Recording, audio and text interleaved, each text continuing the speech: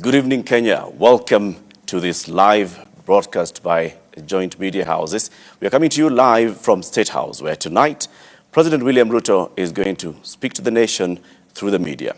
6 media houses are present in State House today, and we are going to be engaging with the President on a number of issues, of course, that affect the country.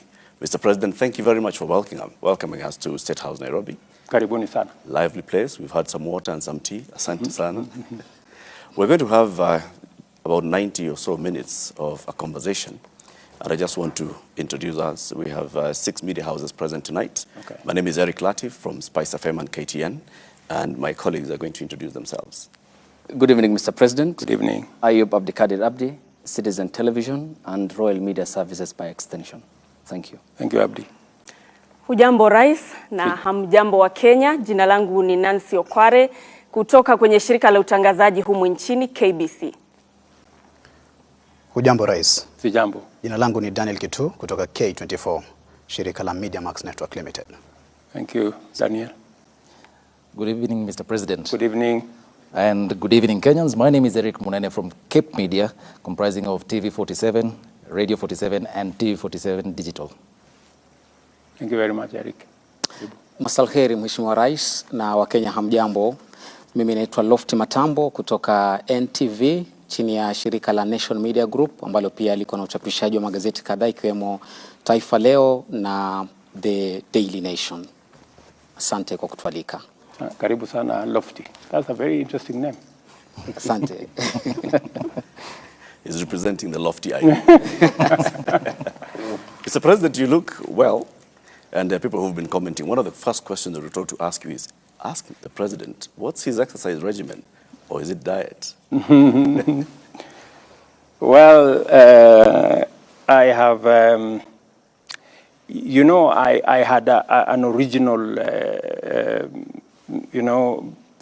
fit that ran amok the last 1.5 years or 2 years because we went into elections. And when you have elections, you have a lot of pressure. Sometimes you take out the pressure on food. And you have to do this and that, and you don't have time to go exercise. And sometimes you eat because you don't know when you will find the next meal. So sometimes you overeat. So I decided to cut it down because ile kibarua niko naye si kidogo. So you need to be alert. Ndio kazi iweze kusonga. Asante sana. Our first topic for tonight is on the state of the economy, the cost of living, and of course Kenya Kwanza's first budget. My colleague Ayub will take the first question. Excellency, Mr. President, I want to take you back to what you said on the 26th of July, 2022, during the presidential debate. Yes. Before the elections. To quote you said, we can limit the taxation on fuel. Take, for example, VAT, which you said, I think we need to rethink about it. That was the UDA presidential candidate. President William Ruto, months later, is proposing to Parliament to raise it to 16%. Why the double speak, Mr. President? Thank you very much. Let me start this way. And allow me to give you a bit of context.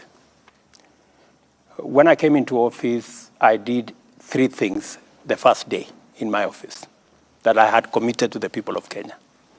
Number 1, I made sure that port operations that were unnecessarily moved from Mombasa were returned.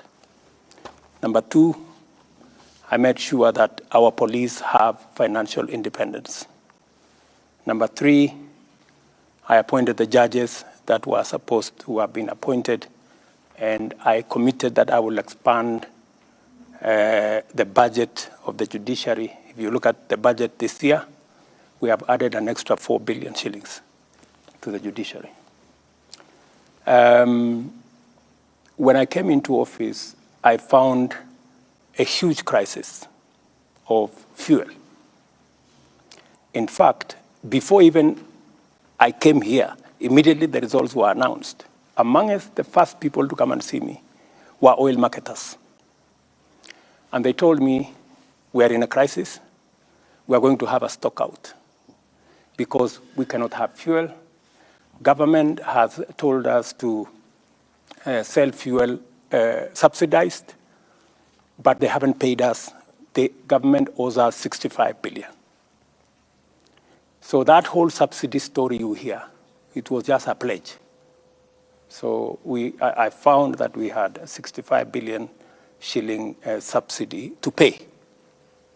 Meanwhile, our financial situation was very bad. And by the way, that subsidy was accumulating at 15 billion shillings every month. I don't know whether you appreciate the magnitude of that. So when I came into office, I looked at it, and the one thing that I did that in retrospect was the right thing, is to have an economic team around me. So we sat down, we went through the numbers, and finally we discovered that there wasn't actually a fuel problem. It was a misdiagnosis. The problem was an economic and much more a dollar problem, because there was fuel that had come, but the oil marketers could not find the dollars to go and buy, because government was maintaining an artificial, rate. So there were two parallel rates. There was dollar by government, which said was 120, and there was another, if you really wanted to buy the dollars, you had to go and get it at 128, thereabout. So what did we do? First, we reinstated, because it was not a fuel issue, we reinstated the interbank forex market. What did that do? The spread that was between 12 and 15% has now shrunk to between 2 and 3 shillings, or difference. That is point number one. Number two, we went and negotiated for credit on all our petroleum products. So we've negotiated 6 months to ease the pressure on the dollar. In fact, many importers were finding it difficult to get dollars to import raw materials. We have since sorted out that problem. The liquidity around the dollar market has improved. Okay. We've allowed the dollar to find its own level. We are not artificially managing the exchange rate, because managing it artificially costs us money. So we have an issue there. So when I came into office also, I found that we had commitments of 900 billion Kenya shillings on the roads. 900 billion. I have tried to work with the various departments, Kera, Kura, Kenha, to try and understand how do we manage this 900 billion. We've tried to cut it down. We've tried to stop some of the roads that have not started. We've died. But we still remain with close to about 680 billion that we have to manage. If I have to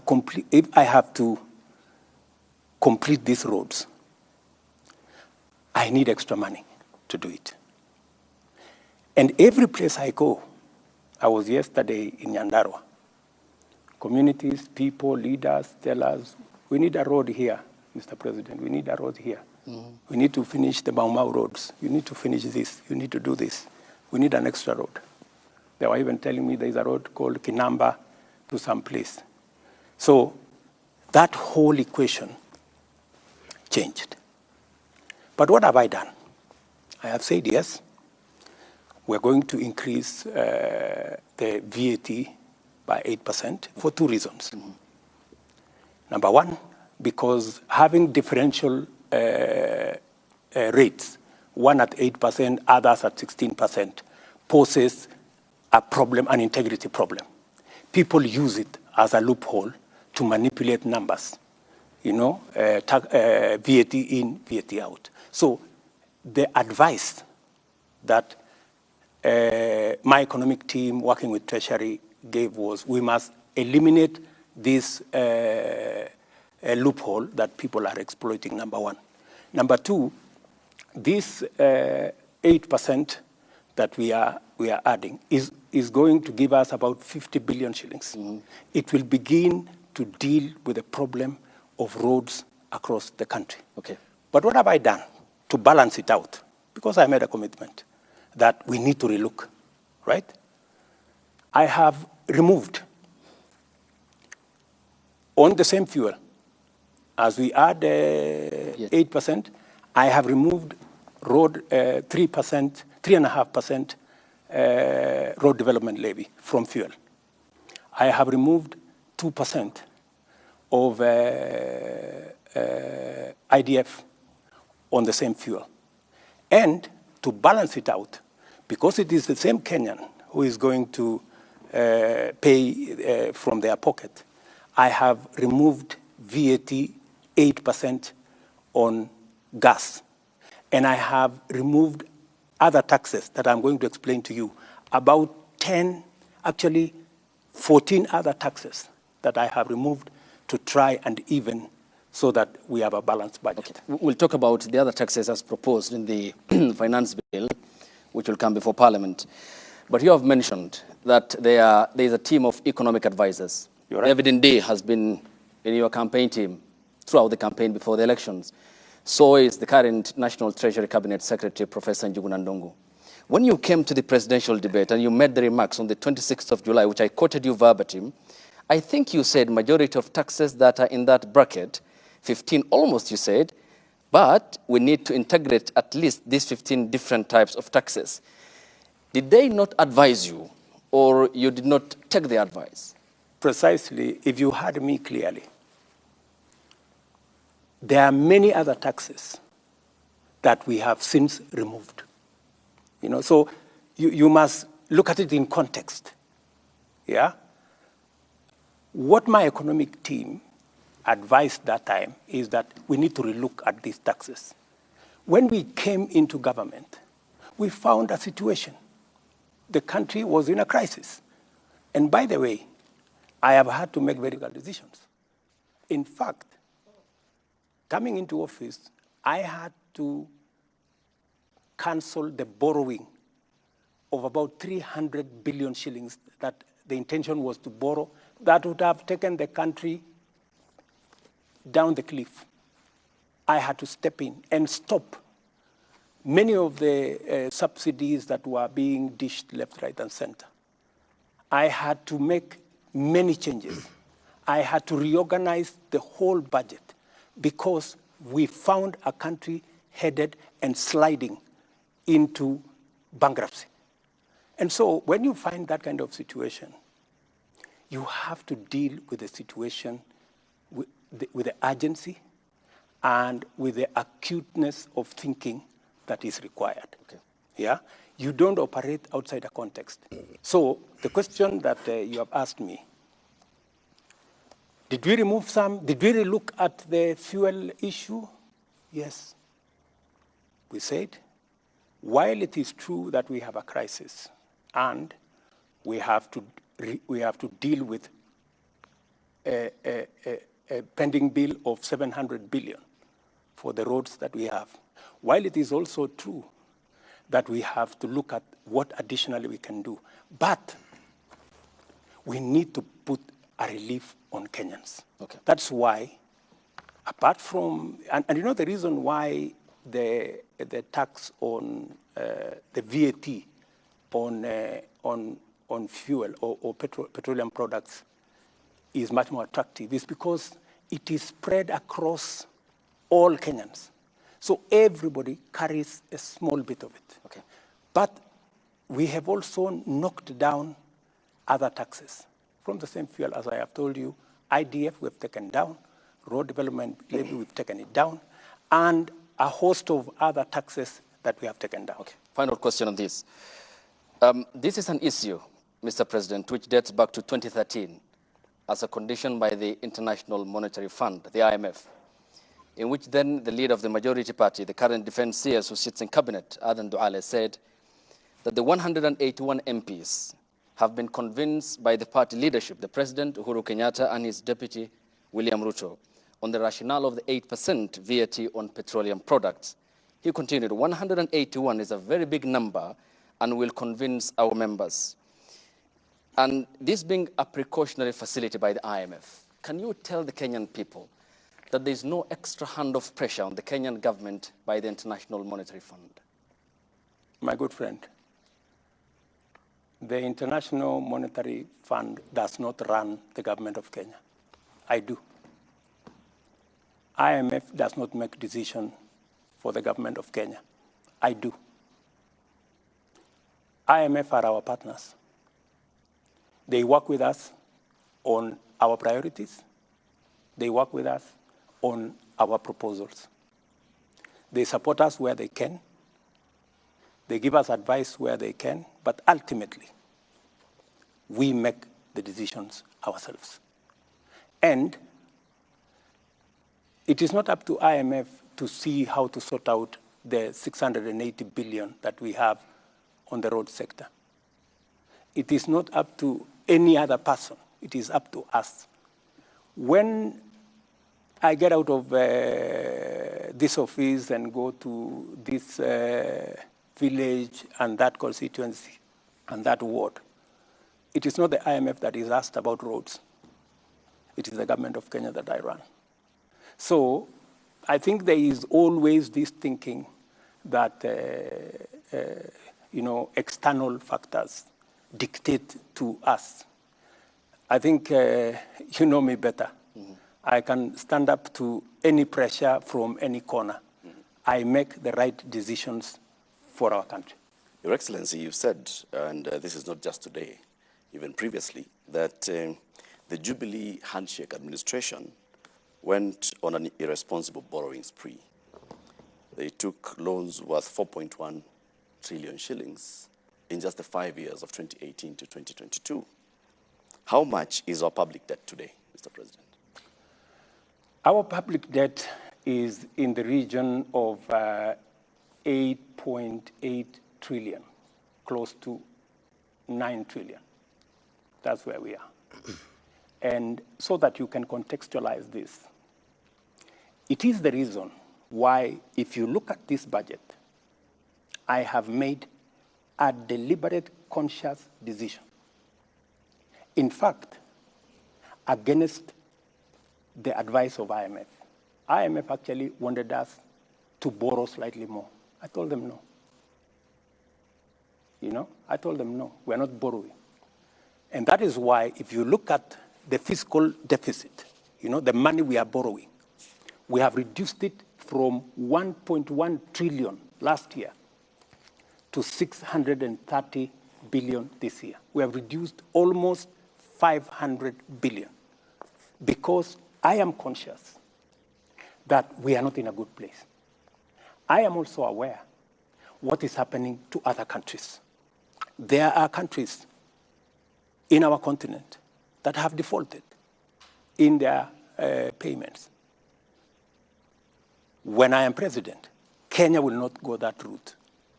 And that is why, even when, many people thought it was a joke, I told them, we are not borrowing beyond where we are. So how much are you planning to borrow in this year? That is why, Latif, you saw there was a delay of salaries for about 2-3 days, in April. Yep. Yes. Because, some characters thought that I was joking. I told them, listen, we're going to live within our means. Even if we have to delay for salaries for 2-3 days, we will. So that people begin to internalize that we cannot continue borrowing. And let me tell you, I have had many people say, you can't tax, there is no country that can tax itself into prosperity. That's correct, yeah? But you cannot accumulate debt into bankruptcy as an option. It cannot be an option, right? And there is a question I want to ask my fellow countrymen and women. Are we overtaxed? That is the question that we need to ask. And I want to answer that question. Yeah. Are Kenyans overtaxed? Let me give you the statistics. OECD countries,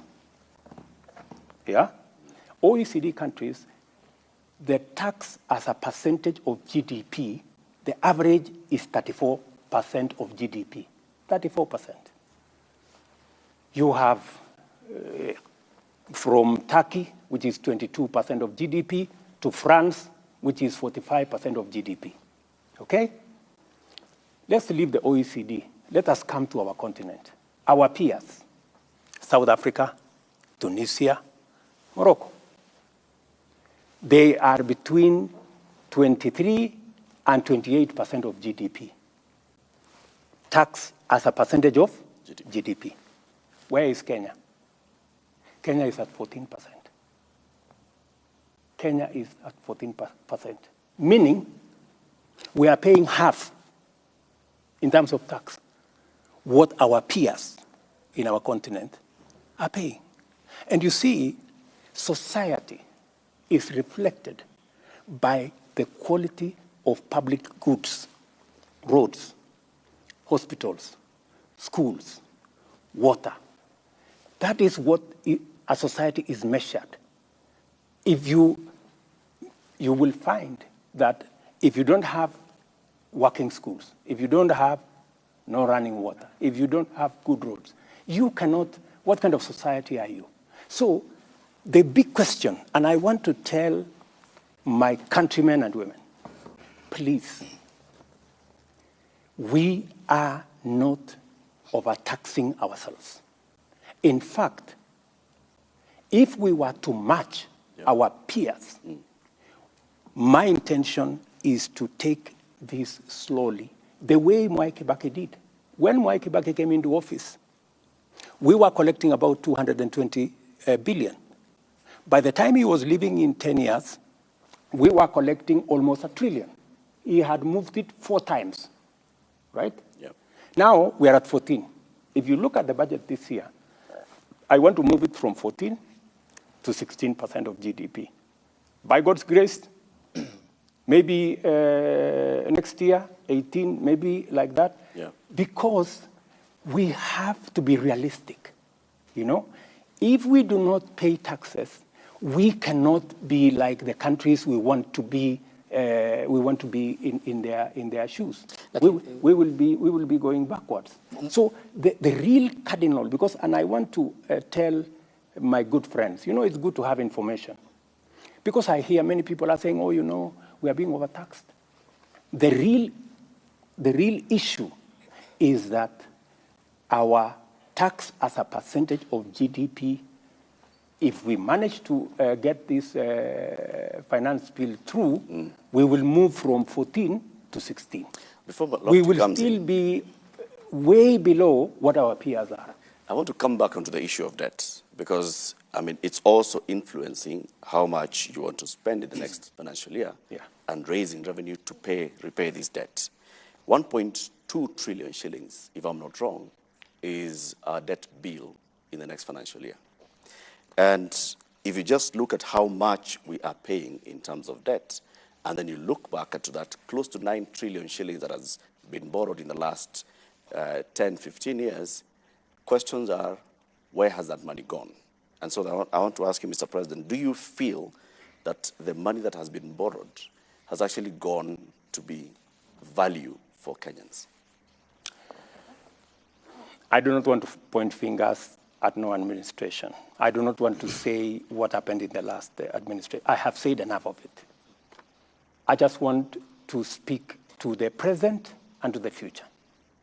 And I want to tell my countrymen and women that I want to be held to account. I am ready. That is why I believe in accountability. For the first time, I am the one who pushed for the change of standing orders so that ministers of my administration can go to Parliament and ask questions because we want accountability. As we talk, I am pushing so that we have an office in Parliament of the Leader of Opposition funded by the government of Kenya to make sure that public resources are being used appropriately. And I like what you're saying. That is exactly what I want, because I want, as I collect taxes, as the people of Kenya contribute their money as taxes, they must be put to good use. They should not be put in projects like the BBI. Okay. They should not be put in projects like the Azimio thing. They must be put in tangible projects that make a difference in the lives of the people. So with that then, Mr. President, are you prepared in your administration to publish the debt register? Because this is one thing that even the previous parliaments have tried to push. It hasn't been published. To date, we know the figure, we don't know the details. Are you prepared to publish the debt register, audit the debt register, and to hold anybody accountable for any money that may have been borrowed and misappropriated? Why not? When will this happen? Why not? You know, we have, in fact, we already have a bill in Parliament, for purposes of placing on record any borrowing that is done by the government of Kenya. It must be borrowing that is made available so that the people of Kenya who ultimately have to pay must hold government to account that we are borrowing this money for this purpose, for this purpose, for this purpose. I have explained in this budget the 630 billion which we have to borrow beyond our taxes. I have laid it clearly on how are we going to use it. Where is it going to go?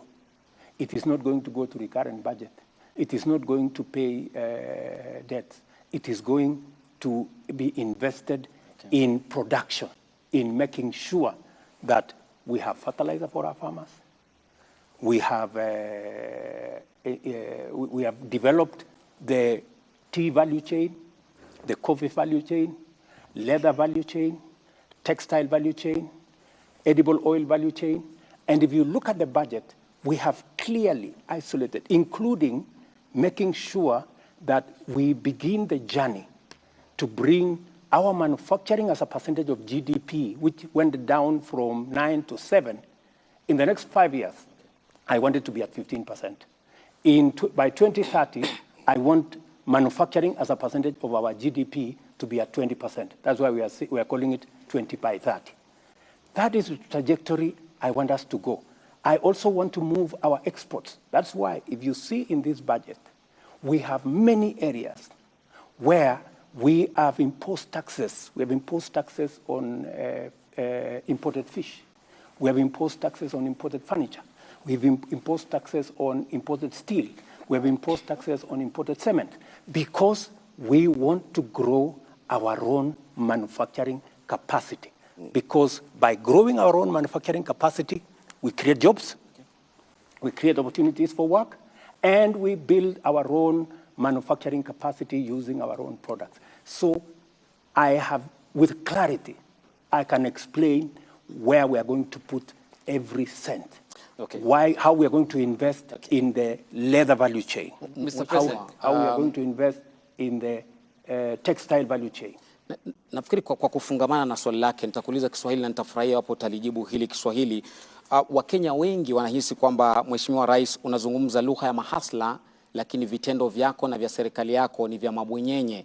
Hasa ukiangalia katika matumizi. Kwa mfano, ni wiki kadhaa tu, miezi kadhaa iliyopita ilipitishwa kwamba kuna nyongeza ya pesa ambazo zitatumika katika Ikulu, shilingi milioni 93 nyongeza.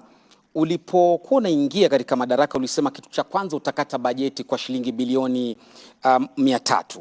Na hii ilikuwa ni kwamba ujaribu kupunguza matumizi ili Mkenya ambaye ni hasla uliyezungumza kwamba ukiweka Biblia chini tu hivi, ikiwa ni tarehe 11 Septemba mwaka jana kabla uapishwe, utaziba mashimo yote ya makateli na kila kitu kitakuwa shwari.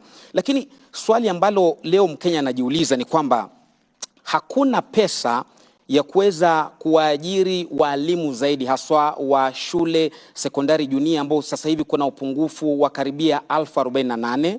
Hakuna pesa ya kulipa madaktari kwa wakati ufaao. Kaunti ya mwisho kutaka kugoma ni kaunti ya Kisumu.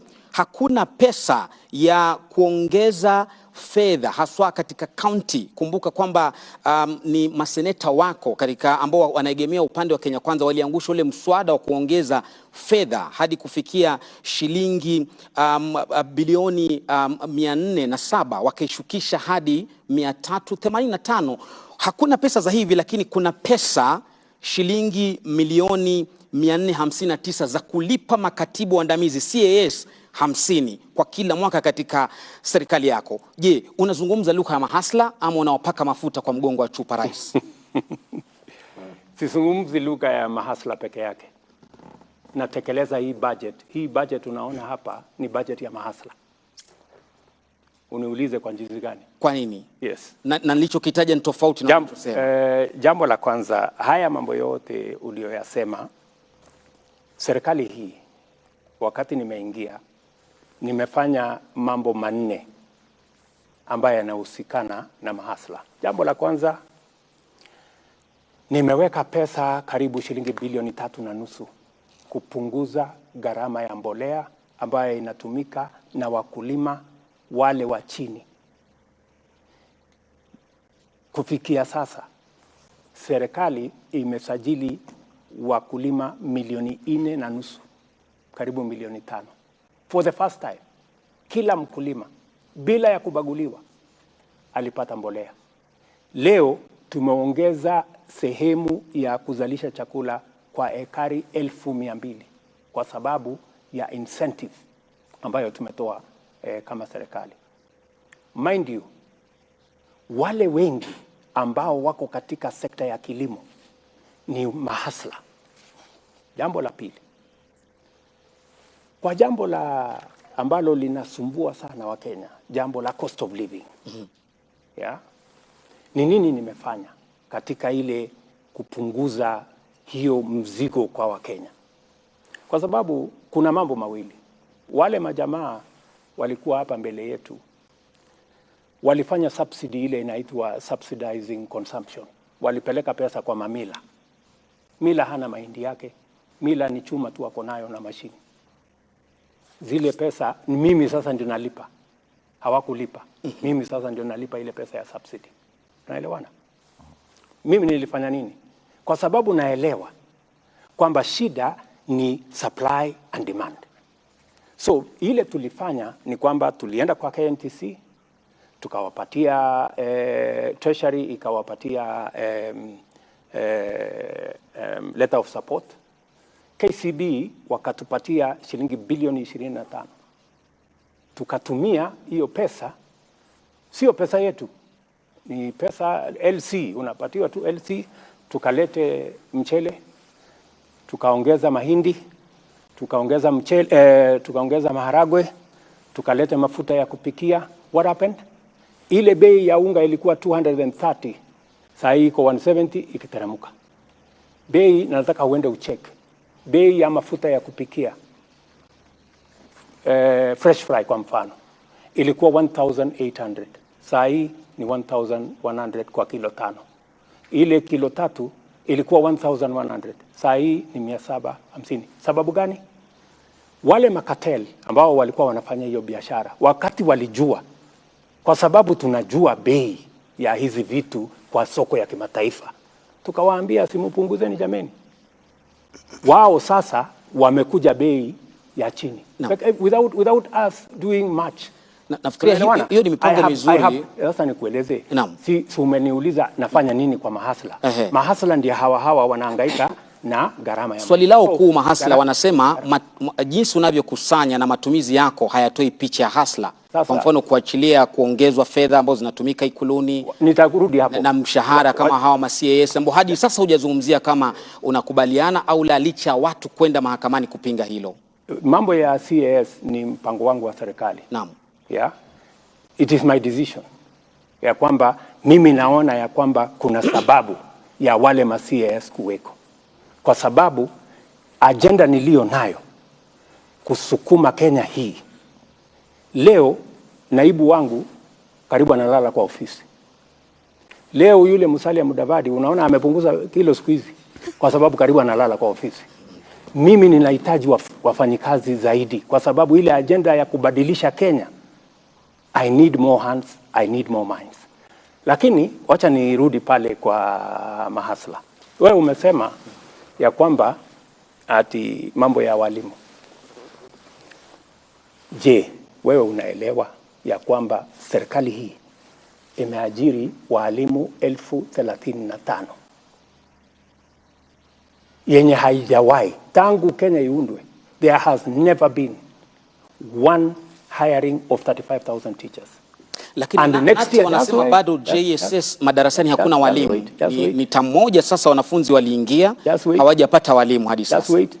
We are hiring another 35,000 next year, next financial year, baada ya hii budget. Kwa sababu mimi naelewa na hii shortage ya walimu, kulikuwa na shortage ya walimu 1,110.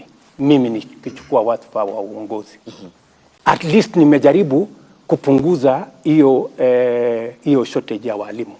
Nime hire the biggest number of teachers in Kenya.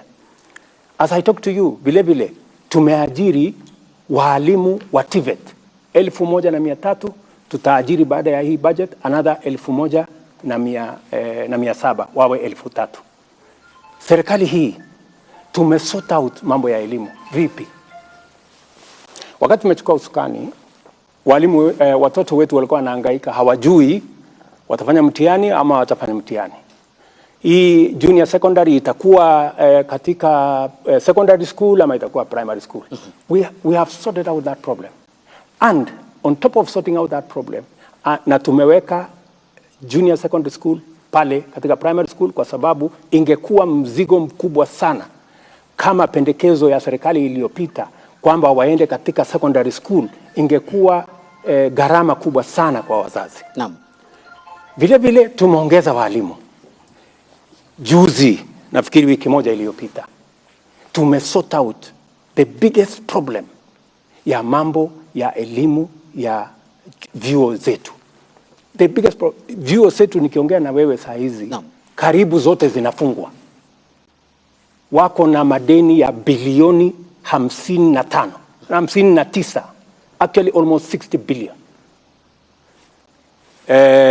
Wana strike. Wale wahadhiri ama lecturers wamegoma, hawajalipwa. Nani hajalipwa? It has taken my administration to sort out, kwa sababu wale wote wamekuwa wakimbia kutoka changamoto hiyo kwa miaka 20. But I want to tell you, we have put our education system now on sound footing. Your Excellency, we have sorted out the JS, the junior secondary as a topic by itself. So please, okay. Don't mind. All right. Na okay, Mheshimiwa Rais, kidogo ni kurejeshe nyuma kuhusiana na hili swala la mapendekezo yaliomo kwenye ule mswada wa fedha wa mwaka 2023, na kuna hili swala ambalo Wakenya wamekuwa na maswali chungu nzima kuhusiana na mpango wa kutoa 3% kwa ule mpango wa kujenga nyumba za bei nafuu. Wakenya wanauliza ni kwa nini wanalazimishwa, manake wengine wanaona ni kana kwamba wanalazimishwa, pengine hawako tayari kuwa wamiliki wa nyumba. Wengine wanasema ya kwamba hawakuhusishwa kabla ya yale mapendekezo. Na tumeshuhudia miungano mbalimbali ya wafanyikazi ikisema ya kwamba ikiwa mapendekezo hayo yatapitishwa, basi kutakuwa na migomo. Ni swali nzuri sana umeniuliza, kwa sababu ni swali ambalo nimekuwa nikingojea kujibu. Nataka Wakenya wanisikize kwa makini. Niko na maswali matatu ambayo sisi kama Wakenya lazima tujiulize. Jambo la kwanza, ni kwa sababu gani watoto wetu, vijana wa taifa letu la Kenya milioni 5 wanahangaika barabarani, wanazunguka madukani, hawana ajira? Swali la kwanza. Swali la pili, ni kwa sababu gani taifa letu la Kenya iko na vitongoji duni, slums, 1141, Wakenya milioni 6, ndugu yangu Abdi, milioni 6 wanaishi katika vitongoji duni, hakuna maji, hakuna choo, hakuna barabara. Kenya yetu hii milioni 6. Why? Jambo la tatu, ni kwa sababu gani katika taifa letu la Kenya hakuna nyumba mwananchi wa kawaida anaweza kununua? Nyumba yote ile iko bei chini sana, milioni 5. Mortgage 60,000. Wakenya wangapi wanaweza kulipa mortgage ya 60,000? Jambo la 4, wale watu ambao wanafanya kazi, sisi tunaolipwa na ushuru ya Wakenya ni watu 1,700 kuanzia rais mpaka kupitia kwa mawaziri, kupitia kwa madaktari, kupitia kwa walimu, kupitia kwa wauguzi, mpaka wale wa chini messengers na wale wengine 700,000. Ya, tunalipwa na ushuru ya hao Wakenya wote. Imefika wakati, rafiki yangu, tufikirie ni vipi sisi tulio na bahati ya kufanya kazi, na sio kwamba ati mimi kwa sababu ni rais leo ati mimi ni bora kuliko wengine, ama wewe kwa sababu ni mwalimu ati wewe ni bora kuliko wale wengine. Ile kazi mimi nafanya kama rais, na ile kazi mwalimu anafanya, na ile kazi daktari anafanya, kuna Wakenya zaidi ya 5,000, 6,000 wanaweza kufanya hiyo kazi. Wewe umebahatika, wewe ndio uko na hiyo kazi, na ndio kwa sababu wale wengine hawana hiyo kazi. So ile swali lazima tuulizane ni kwamba mpango ambao utatupatia sisi nafasi ya kuajiri watoto wetu, ya kutoa aibu ya hawa watoto wetu wanahangaika barabarani, wanahangaika madukani, ndio wale wameingia kwa ulevi, ndio wale wameingia kwa madawa, ni nini tutafanya? Na ndio niliwaeleza Wakenya wakati nilienda kwa campaign. Niliwaambia Wakenya, nchi zingine, China, Singapore, Korea, ile wamefanya, wameweka mipango katika labor intensive infrastructure programs. Many of them wameweka mpango katika mambo ya housing. So hii housing sio nyumba. Naona watu wengi wanasumbuka, sisi hatutaki nyumba bana. Mbona nani alikuambia tunahitaji nyumba? You know? Sio nyumba peke yake ndio tunatafuta kwa hii mpango. Ni kweli nyumba itapatikana, tuondoe wale Wakenya 6.5 wanaishi katika slums. Ni kweli. Lakini wacha tafadhali. Lakini ya muhimu zaidi ni kwamba kila nyumba tunayojenga tunapata ajira ya vijana wetu 5. Kila nyumba.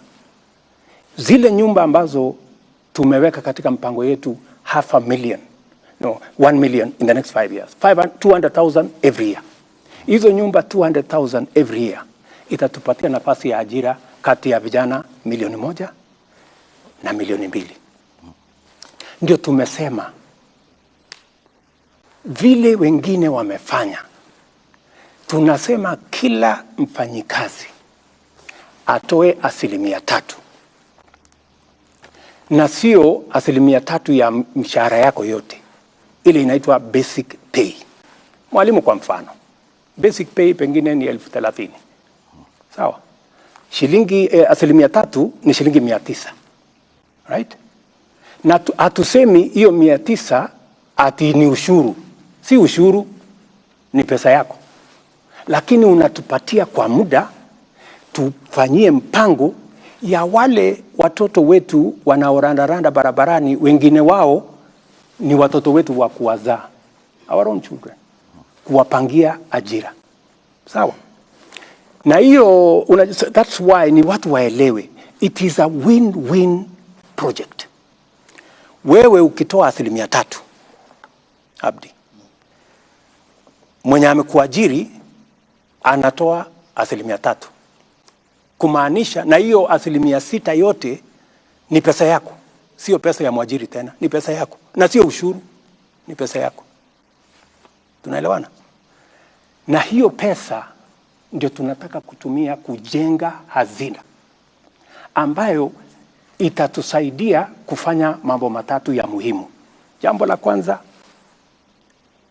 leo tunajenga nyumba 1%, 1% ya nyumba zote zinajengwa Kenya inaweza kununuliwa na mwananchi wa kawaida. Tunataka kuongeza nyumba ambazo zinajengwa ambazo zinaweza kununuliwa na Mkenya wa kawaida kutoka 1% mpaka 50%. Wacha niwaeleze Wakenya vile hiyo kazi itafanyika. Tuko na mipango miwili. Tuko na yenye tunaita social housing. Tuko na ingine tunaita affordable housing. Social housing ni kwa wale watu wa mapato yao ya chini. Tunasema yule mtu ambaye anaishi Kibera, yule mtu ambaye anaishi Mathare, yule mtu ambaye anaishi Kisumu Kondele, yule mtu ambaye anaishi hapo Kakamega ama anaishi Murang'a ama anaishi Kiambu, ambaye analipa rent kwa ile nyumba ambayo haina choo, haina taa, haina maji, shilingi 2,500. Huyo mtu na 2,500 yake tunataka kumjengea nyumba, atalipa shilingi 2,500 kwa nyumba ambayo iko na maji, nyumba ambayo iko na facilities, iko na kitchen, iko na choo, na analipa shilingi 2,500. Wakenya watataka kuniuliza, Bwana Hasla, hiyo nyumba iko wapi? Nataka ni munipatie nafasi niwapeleke hapa Soweto. Okay. Kibera. Soweto A. Pale kuna kiongozi ya wamama, kuna kiongozi ya hiyo Soweto A anaitwa Mama Shiro. Alikuwa anaishi kwa nyumba haina choo, haina maji. Leo anaishi kwa nyumba ambayo analipa 2,500 na ni nyumba ya ghorofa. Ako kwa flat yake. So what am I saying, my friend? I am saying kwa wale ndugu zetu, we have a duty, kwa sababu wengi wao wanauliza kusema, how is it my business? Inanihusu nini? Kama yule hana kazi, inanihusu nini? Kama anaishi kwa slum, inanihusu nini? My friends, mimi nataka niwaambie, inakuhusu, kwa sababu yule unamdharau ndio analipa ushuru, wewe ukapata mshahara. Number 1. Number 2, yule ambaye unamdharau, huyo pengine ni ndugu yako, pengine ni dada yako, ama ni Mkenya mwenzako. Jambo la 3, hasara yako ni nini?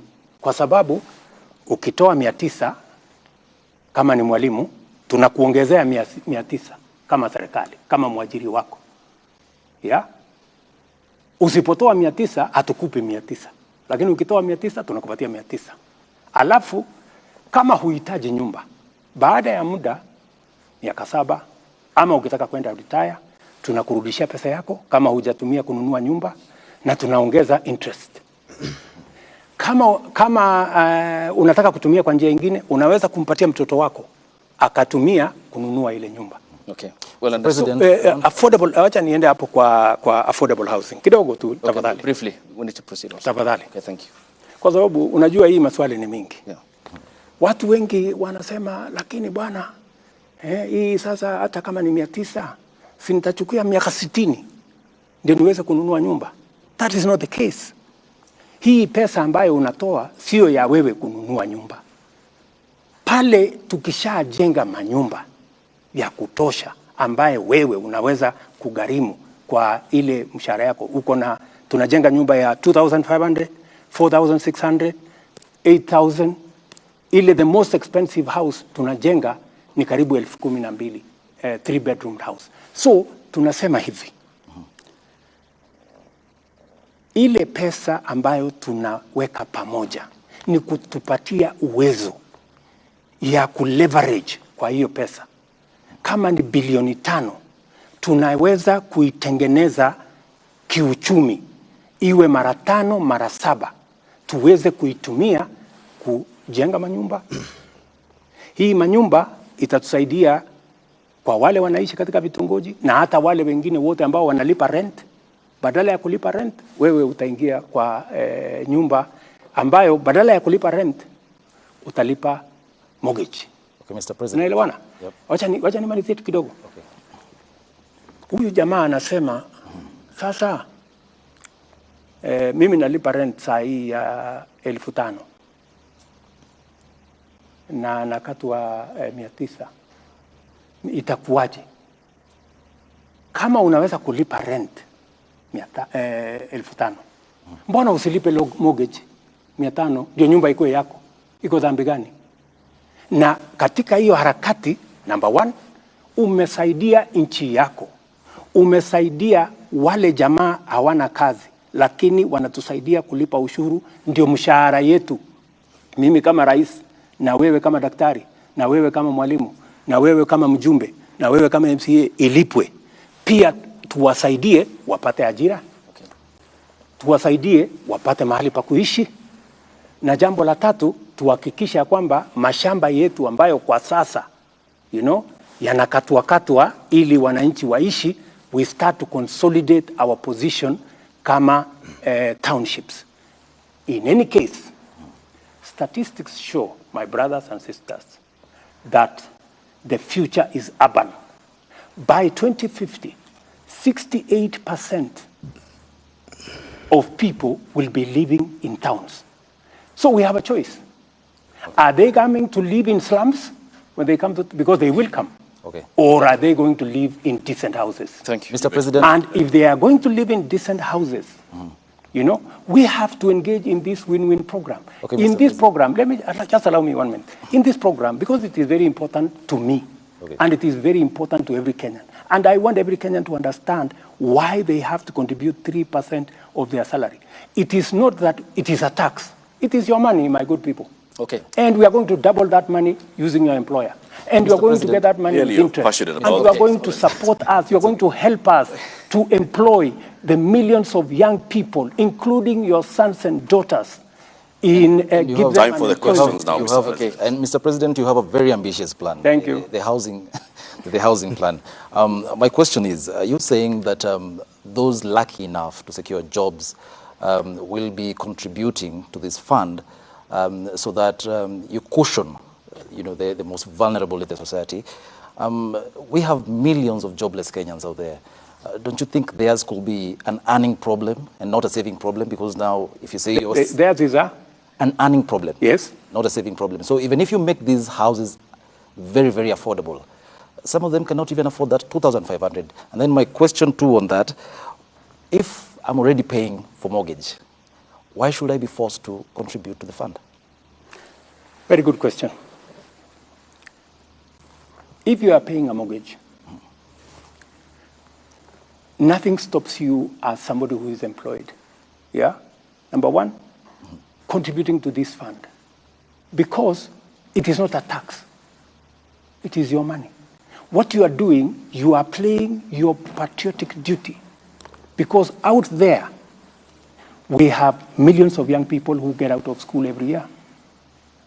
It is our responsibility, me and you. Why is it our responsibility?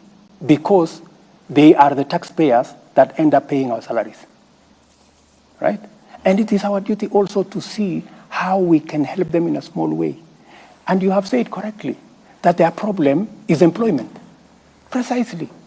That's why I'm saying these 5 million characters, our children, getting out of school.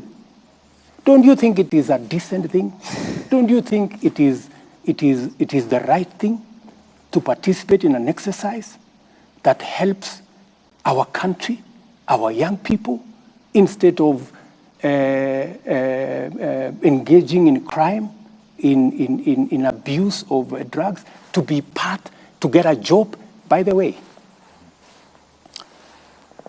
in the last 8 months, 8 months, I have launched the construction of 36,000 housing units in Kenya. Yeah? I went to Homa Bay. Last Friday, I was in South B here at the Bellevue, where they are building, I think, 2,000 something houses. I will be going to Makongeni, hopefully in the next maybe 3-4 weeks or 1 month, to launch another 30,000 houses. The 36,000 units, there are close to 100,000 young people today working in those sites. Engineers, quantity surveyors, plumbers, electricians, carpenters, masons, all manner of people, including the women who sell food. Okay. It is a whole ecosystem. I was very amazed in South B. A group of women were saying, sisi tunaitwa protein. Sisi ndio tutakuwa tunauza chakula hapa. Bwana President, tunataka uhakikisha kwamba hii watu wasilete watu wengine. Because you see, it is a whole ecosystem.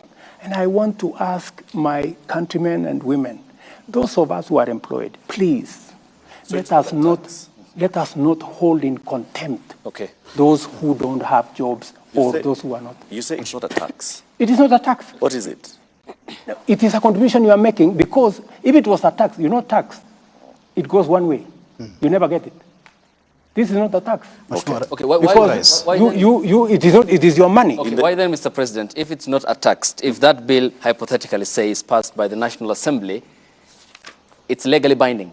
Yeah, of course. It's not a tax, you said. It is not a tax. Why would I contribute? And if I don't want? That's what the law says. But why are you passing it? Yeah, the question I am asking you is, are you saying, Abdi, that you don't think it is your business to contribute to the employment of the unemployed Kenyans? Okay, it's the responsibility. It is not your Kenyan business. government. Okay, hang on, Mr. President. Who is Kenyan government? Kenyan government is me and you. Hang on, Mr. President. You saw the mandate of the Kenyan people. Exactly. There is a we can't represent all of us. Yes. I worked hard for my money. Yes. You said it's not tax. But there is a bill in Parliament. If it's passed, it's legally binding. Why would I make a contribution for others to succeed? It's your business as the government. You are the head of state. You have the responsibility. You have the mandate. That's why the Constitution gives me the power to tax. But it's you who is leading the government. That's why the Constitution gives me the power to sign things into law. Okay. So I am simply doing my job. Mr. President, let's get the specifics very clear. Yeah. It's a very simple issue. Yes. You are saying it's not a tax. It is not a tax. That's the Commander-in-Chief saying. Yes, it is not a tax. Hang on, let's go step by step. Yes.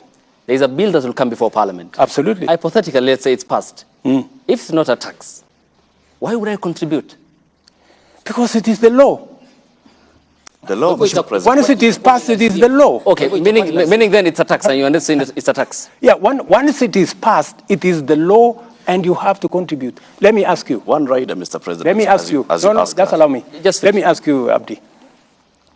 Do you know that today you contribute 6% of your salary to NSSF? Correct. Why? It is not a tax. Mr. President, hang on. On that, Mr. President. Okay. It's the same thing. Okay, hang on. It is the law. The issue, though. There is the NHIF question, Mr. President. Yes. Which you have passionately talked about. I am very passionate about. Which is still, again, because you have cherry-picked on the NSSF, but there is the NHIF component, which I still pay for. Yes. You pay for as well. Yes. But then what's the point of contributing to the NHIF program, yet I go to the hospital and I only get paid for the bed? Precisely. That is why I want to make NHIF work. You know how I'm going? I'm working on it, by the way. It is in the works, and it will be part of this exercise. What I have done on NHIF, and I have a good history, long history with NHIF. When we came into office in 2013, there were only about 3 million contributors on NHIF. And by the way, NHIF works. I was in Thika, Kenyatta Referral Hospital. Teaching and Referral Hospital. Teaching and Referral Hospital. And the doctors there spoke about NHIF in a way that inspired me. How NHIF has helped many people who would otherwise have not been able to get medical service. What I'm doing with NHIF is exactly what I said. And by the way, Hussein. Ayub, Ayub Abdi. By the way, this housing plan, I talked about it in the campaign everywhere. And I promised the people of Kenya, if you elect me president, this housing thing, I am going to use it to get jobs for our young people and to remove Kenyans from slums. So it is not something that I arrived in office and I started. If you read the manifesto of Kenya Kwanza, it is a big chapter. In fact, I was asking some of the MPs that were trying to say, oh, you know, I asked them, when me and you were standing on the podium and told the people of Kenya, elect us, we are going to arrange for housing so that you thought it was a joke. It was not a joke. Na Mheshimiwa Rais, tukisalia katika... That's where we are, Abdi. Hapo ndio tuko. Okay. Na Mheshimiwa Rais, tukisalia katika swala hili la gharama ya maisha, lakini katika mada tofauti. Ndio. Umezungumza kuhusu kuondoa ushuru kwa gesi. Na mwezi Februari uliwaambia Wakenya kwamba itakapofika tarehe mosi mwezi Juni, bei ya gesi ya mtungi wa kilo 6 itapungua kati ya shilingi 300 na 500. Hivi sasa Wakenya wanasubiri siku 15 kutoka sasa. Wanataka kufahamu iwapo mipango yote iko line ikifika tarehe 1 mwezi Juni watakapoenda katika maduka haya ya kununua gesi wataipata gesi hii kwa kati ya shilingi 300 na 500. Lazima kwanza tupitishe hii kwa budget. Sio lazima tutoe gharama ya tuondoe. Kwa sasa hakuna njia ya kuondoa ushuru mpaka budget ipite. Kwa hivyo huwezi kuhakikisha kwamba ikifika tarehe 1 Juni. Tarehe 1 Juni haiwezekani. Mpaka pengine kama ulivyosema awali. Mpaka tutapitisha hii mswada pale bunge ndio tuweze kuhakikisha kwamba tunateremsha hiyo bei. Kwa hivyo ni muhimu kwamba Wakenya kuna mabadiliko. Kuongeza kwa kama tungepitisha hii jambo kwa supplementary budget. June ingewezekana. Lakini tulijaribu kuisukuma kwa supplementary budget ikawa haiwezekani kwa sababu ilikuwa inatubidi tubadilishe sheria fulani. Ndio tuhakikisha kwamba hilo tendo inafanyika. Sasa tumeipanga vizuri. Tumehakikisha ya kwamba hiyo iko katika budget yetu, umeona waziwazi. Na vile vile tumesema tutachukua ile pesa ambayo tunatumia tunaokota ushuru kutoka mambo ya kerosene. Tutaitumia kusecuritize. Ndio tupunguze gharama ya mtungi ya gesi. In fact, tunaongea na market. Saa hizi nikiongea na nyinyi, tunakimbizana na wale watu wakora ambao wanauza gas kinyume ya sheria. Tunakimbizana na hawa vibaya sana.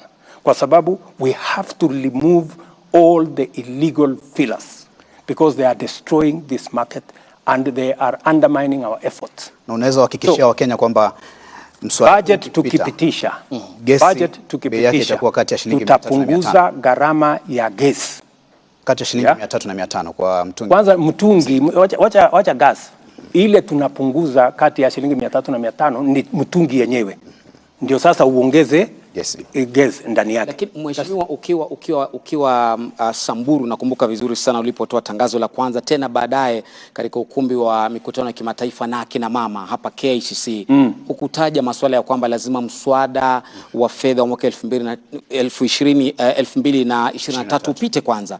Ulitangaza tu waziwazi kwamba utapunguza na itakuwa ni hewala kwa kila Mkenya. Sasa mimi nataka nikuulize wewe, hii ni nchi ambayo inafuata sheria. Si umesikia huyu bwana akiniuliza utafanya ni kwa sababu gani? We are a country governed by the rule of law. Nimekueleza. Kama tungepitisha hiyo mswada kutumia supplementary budget, mwezi wa 6 ingewezekana. Lakini kwa sababu hatukupitisha, tutapitisha sasa katika budget yenyewe. Baada ya hapo hiyo gesi itapatikana. Kutokana na mabadiliko haya utaomba Wakenya radhi? Kwa nini? Ambao walikuwa wanategemea kwamba ikifika tarehe mosi wewe ndio uko na shida na mimi. Wakenya hawana shida. Okay, Mr. President, let's finish up on this. I'd like us to move to the next issue, Mr. President. Thank you very much. We've spent quite a bit of time on the first topic. Yes. Because of course it's the hot topic in the country. Let's go to another hot topic, Mr. President. And this is on the matter of security and religious matters. Lofty. Shukran sana. Mheshimiwa Rais, swali la kwanza kuhusiana na masuala ya usalama wa taifa ni kiazi moto na donda ndugu ambalo limechipuka katika eneo la Malindi kule Shakahola katika msitu ule wa Chakama. Kufikia sasa ama kufikia jana, tangazo lilotolewa ni kwamba iliripotiwa Wakenya 610 hivi hawajulikani waliko. Wakenya 201 na zaidi wamefariki, wengi wao wakiwa ni watoto. Na swala hili si geni ama halikuchipuka tu mwezi jana ambapo wanahabari walitangaza, lakini mhusika mkuu ambaye ni Paul Mackenzie alipoondoka Furunzi Malindi kuelekea Shakahola ulikuwa mwaka 2019, mwaka 2020 Mheshimiwa Rais, mwaka 2021 serikali kimya, mwaka 2023 hadi wanahabari walipotangaza, na maafa ndio haya. Wewe kama amiri jeshi mkuu ambaye unakaa katika kamati ya usalama na kupewa kinachoendelea na ujasusi wote, huoni kama umewafeli wa Kenya? Na Wakenya wamenituma nije nikuulize kwa sababu ya idadi hii, basi unapaswa kuwaomba msamaha leo kabla kujibu swali lolote la Shakahola mbele ya wanahabari hawa. Unaweza kuomba msamaha wa Kenya kwa kupoteza nyoyo 200 na wengine 600 hawajulikani waliko. Pale kuna utepetevu katika upande wetu wa serikali, na inapaswa mimi niombe msamaha kwa sababu Wakenya 210 tayari wamepatikana katika makaburi. Tuko na shirika la upelelezi, tuko na shirika la ujasusi, tuko na askari polisi, tuko na assistant chief, tuko na wazee wa nyumba 10, tuko na wale wote ambao wako kule. Hapo kumetokea makosa, na siwezi kusema ya kwamba kuna vile tunaweza kukwepa lawama. Tuko na makosa, na kwa sababu kuna makosa, ni vizuri tuwaombe Wakenya msamaha kwamba jambo hili lilitendeka tukiwa na serikali. Nikishasema hivyo, huyu bwana Mackenzie na wenzake alishajulikana kwamba kuna jambo lenye dosari anafanya. Ameshikwa akapelekwa kotini, kotini ikamwachilia. Ameshikwa tena akapelekwa kotini, kotini wamemwachilia. Hii safari sasa ameachiliwa, ndio amekuja sasa akaongoza haya maovu akitumia dini, ambaye nilisema leo huyu bwana ni muhalifu kiwango ya gaidi, kwa sababu wale watu maisha ya watu amewaua kwa kutumia dini. Hatuwezi kuelewa ni vipi, lakini nimeambia taifa ya kwamba hii jambo, na ndio nimeweka jopo mara mbili. Jambo la kwanza nimeweka jopo ambaye tunaita Judicial Commission ifuatilie uhalifu na ituambie ni nani zembea kazini ndio haya mambo yakatokea, na huyu bwana washirika wake ni nani, haya makaburi yaliendelea vipi, hii mambo yote yalitendeka vipi. Hiyo ni ya kwanza. Ya pili, nimeweka pia task force ya watu ambao wengi wao ni watu wa dini, kwa sababu dini ni mahali ambapo tunapaheshimu sana. Sisi wengine wetu ni Wakristo, tunamwamini Mungu na tunaamini dini ni mahali ambapo watu wanakimbilia wakiwa na matatizo na mashaka. Lakini pale wahalifu na watu wenye nia mbaya na watu wa mauaji kama vile Mackenzie na wenzake wanapotumia dini, ni vipi tutazuia jambo hili lisifanyike tena katika taifa letu la Kenya? So I am not taking it lightly. I am taking responsibility that as president, this should not have happened. And certainly some people who are responsible for this failure on the part of government will have to give an account, because it should not have happened when we have all the agencies. We have our intelligence, we have our CID, we have the chiefs and all the other people in the whole of that ecosystem. We should not have allowed this. This kind of thing should never have happened. But it has happened. We have to take responsibility. No. Yeah? And the promise that I am giving to the people of Kenya is that we will get to the bottom of this matter. Okay. And I am also giving them my commitment. I know there are people who are jittery about. They are saying we should not regulate the church, and that is correct. We should not regulate the church. No. The same way we should not regulate the media. No. Let us have an institution that self-regulates. We want to establish from our religious leaders, how can they as religious leaders agree on a mechanism that makes sure that criminals and crooks do not take advantage of religion and of faith to be able to cause harm to Kenya.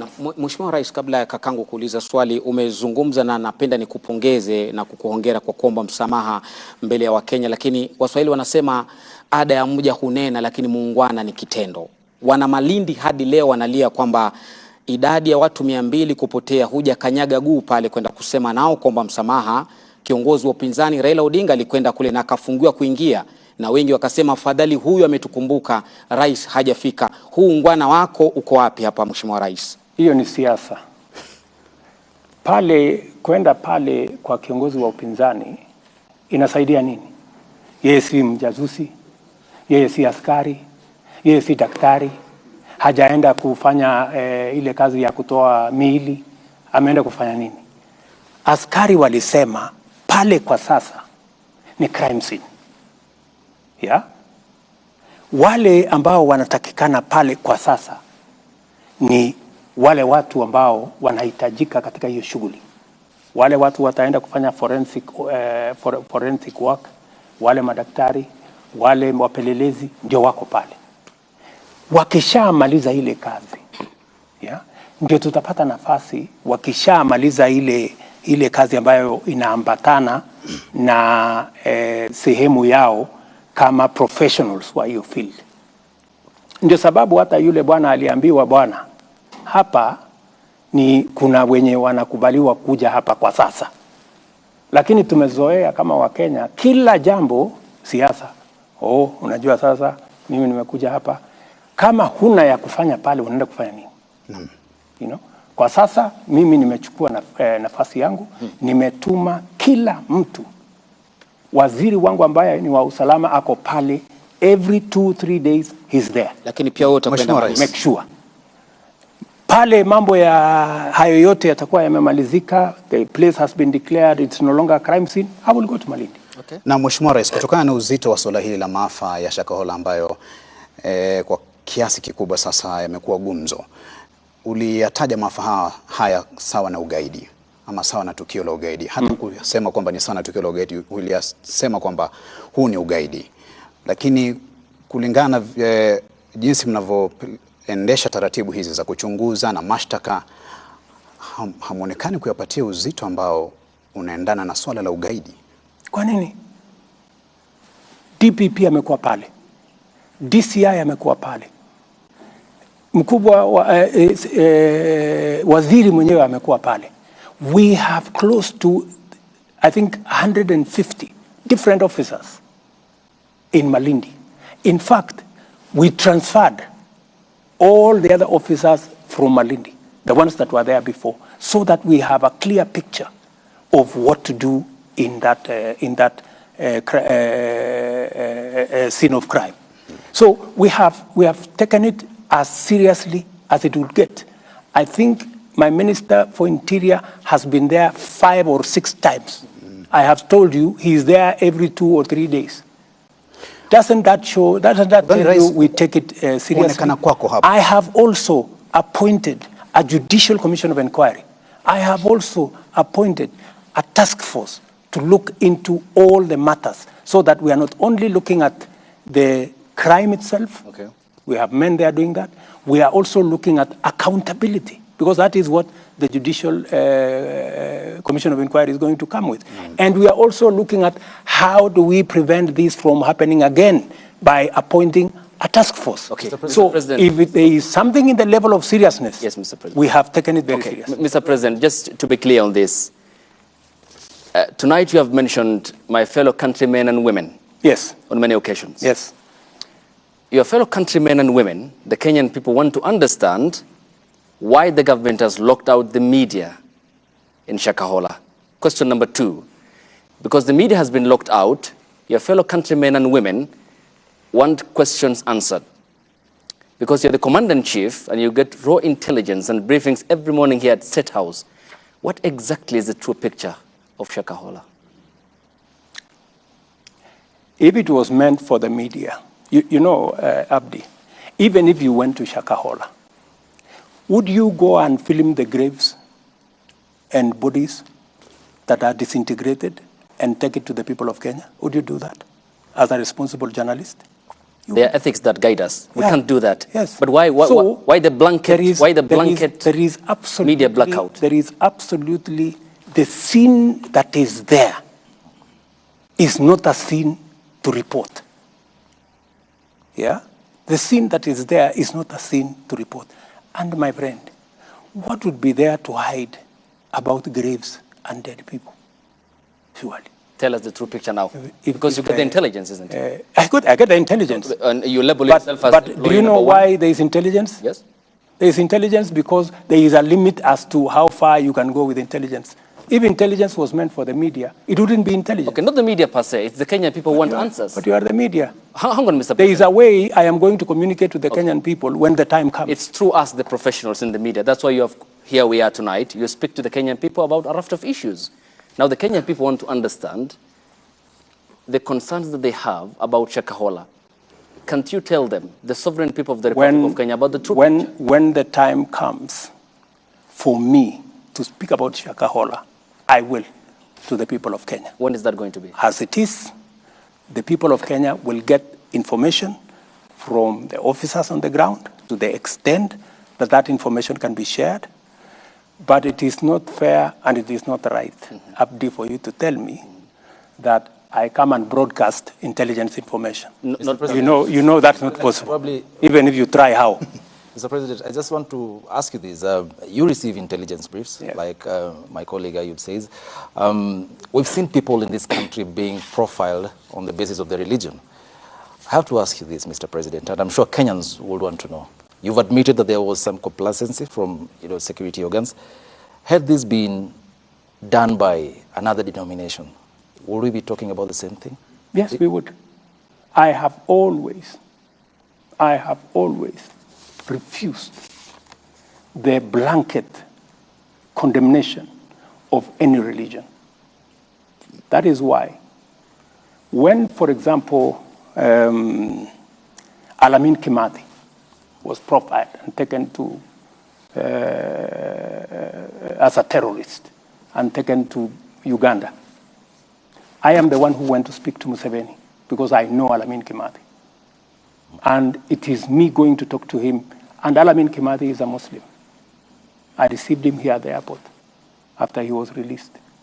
Because we must not allow, the same way I will not also agree that this incident is used against all the churches and all the religion. We must treat this, as I said today, as a terrorist, as a criminal, and he bears individual responsibility. But beyond that, because the name of religion has been used, that's why I have taken the extra step to ask religious leaders. We do not want another incident of this nature. So let us speak to ourselves. Let the church, let the religious bodies, let the Muslims sit down as religious leaders and come up with a self-regulation mechanism, the same way you guys in the media have a self-regulation mechanism, so that you avoid, because there are rogue journalists, true or not true? Yes, they are. They extort money, they do what, and they are reported to the Media Council, your organization, and their steps are taken, right? So we're asking that should be from where I sit, but I am waiting for their recommendation. If they tell me there is a different way of doing it, I will look at it. That's why. Rais, pengine uzungumze na Mkenya, manake hili ni swala ambalo tulishuhudia wakati ambapo watu walikuwa wakiokolewa pale. Kuna wale hata walikuwa wanakataa, wanasema ya kwamba wanataka kuniua, kumaanisha ya kwamba swala la dini na siasa ni mojawapo yale masuala ambayo yanafahamika kama emotive issues. Zungumza tu na Mkenya kuhusiana na umuhimu wa kuwa macho zaidi anapofuata hata dini fulani. Nataka niwaeleze ndugu zangu wa Kenya, tafadhali tuwe waangalifu. Kuna mafundisho ambayo yanaelekea mahali ambapo si pazuri. Ukisikia dini inaanza kusema usiende hospitali, usipeleke watoto wako shule, sijui dunia inaisha, sijui miezi 6, sijui miezi 2, ujue pale kuna kasoro. Ukisikia mtu anakuambia uza mali yako upeleke pesa kwake ndio upate sijui barabara gani ya kwenda sijui mahali gani, kuzimu sijui mbinguni, yeah? Lazima tuwe waangalifu so that as the citizens of the Republic of Kenya, it is very, very important for us to know that radicalization of whatever nature, radicalization in terrorism, radicalization using religion, radicalization using politics is dangerous because it leads people to make irrational decisions. And we must always be careful. Right. And that is why I have said, because this incident is serious, I would want to listen to religious leaders, religious professionals to tell us how do we make sure that Kenyans, innocent Kenyans, are not radicalized using pulpits or religious doctrine, because what the likes of Mackenzie are doing is what Al-Shabaab are doing. One using the Bible, the other one using the Quran. And we must deal with that situation because it is a real situation. And we must deal with it. Mr. President, just as we wrap this up, you've admitted that, yes, there was complacency. 600 people missing. That's a huge number. Someone somewhere must have known. What degree of complacency are we talking about? And are we going to see heads rolling? Oh, yeah. Because, and that is why I have a judicial, because the Judicial Commission of Inquiry will put people to account. The chief will have to account. The intelligence officer will have to account. The CID officer will have to account. Or the whole chain has to account. So people will be held to account because this is not a simple matter. Thank you, sir. I want to take us back to, an issue that is of great public importance and interest, and this is with regards to the cost of living. Like you said, this is a hot issue, a hot potato issue. You have said, and you've been saying this recently, that before you took office, the cost of unga was at a certain price, beyond 200 bob. And since then, it has actually been coming down, and it's come down to the latest figure I heard you mention yesterday was about 170 shillings. Where is this 170 bob unga? And what specific interventions of your government are you crediting for that? What did we do? To sort out the cost of living issue, there are two things. Increase production. That's why we're working with the farmers to increase production. We're supporting farmers with fertilizer, seeds, and as I told you, 200,000 additional acres of land have been put into production.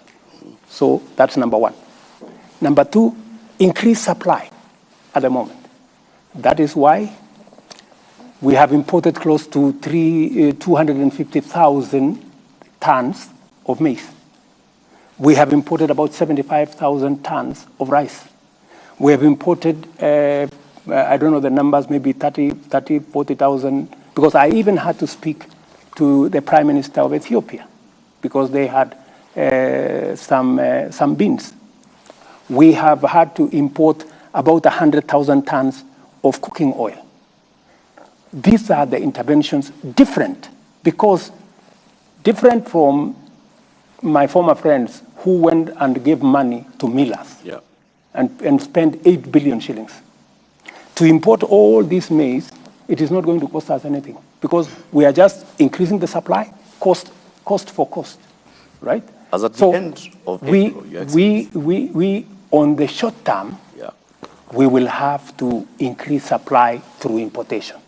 On the long term, we will increase supply using production. That is how to deal with the cost of living. And by the way, I spoke about it with clarity during the campaigns. I promised the people of Kenya we are going to reduce the cost of fertilizer.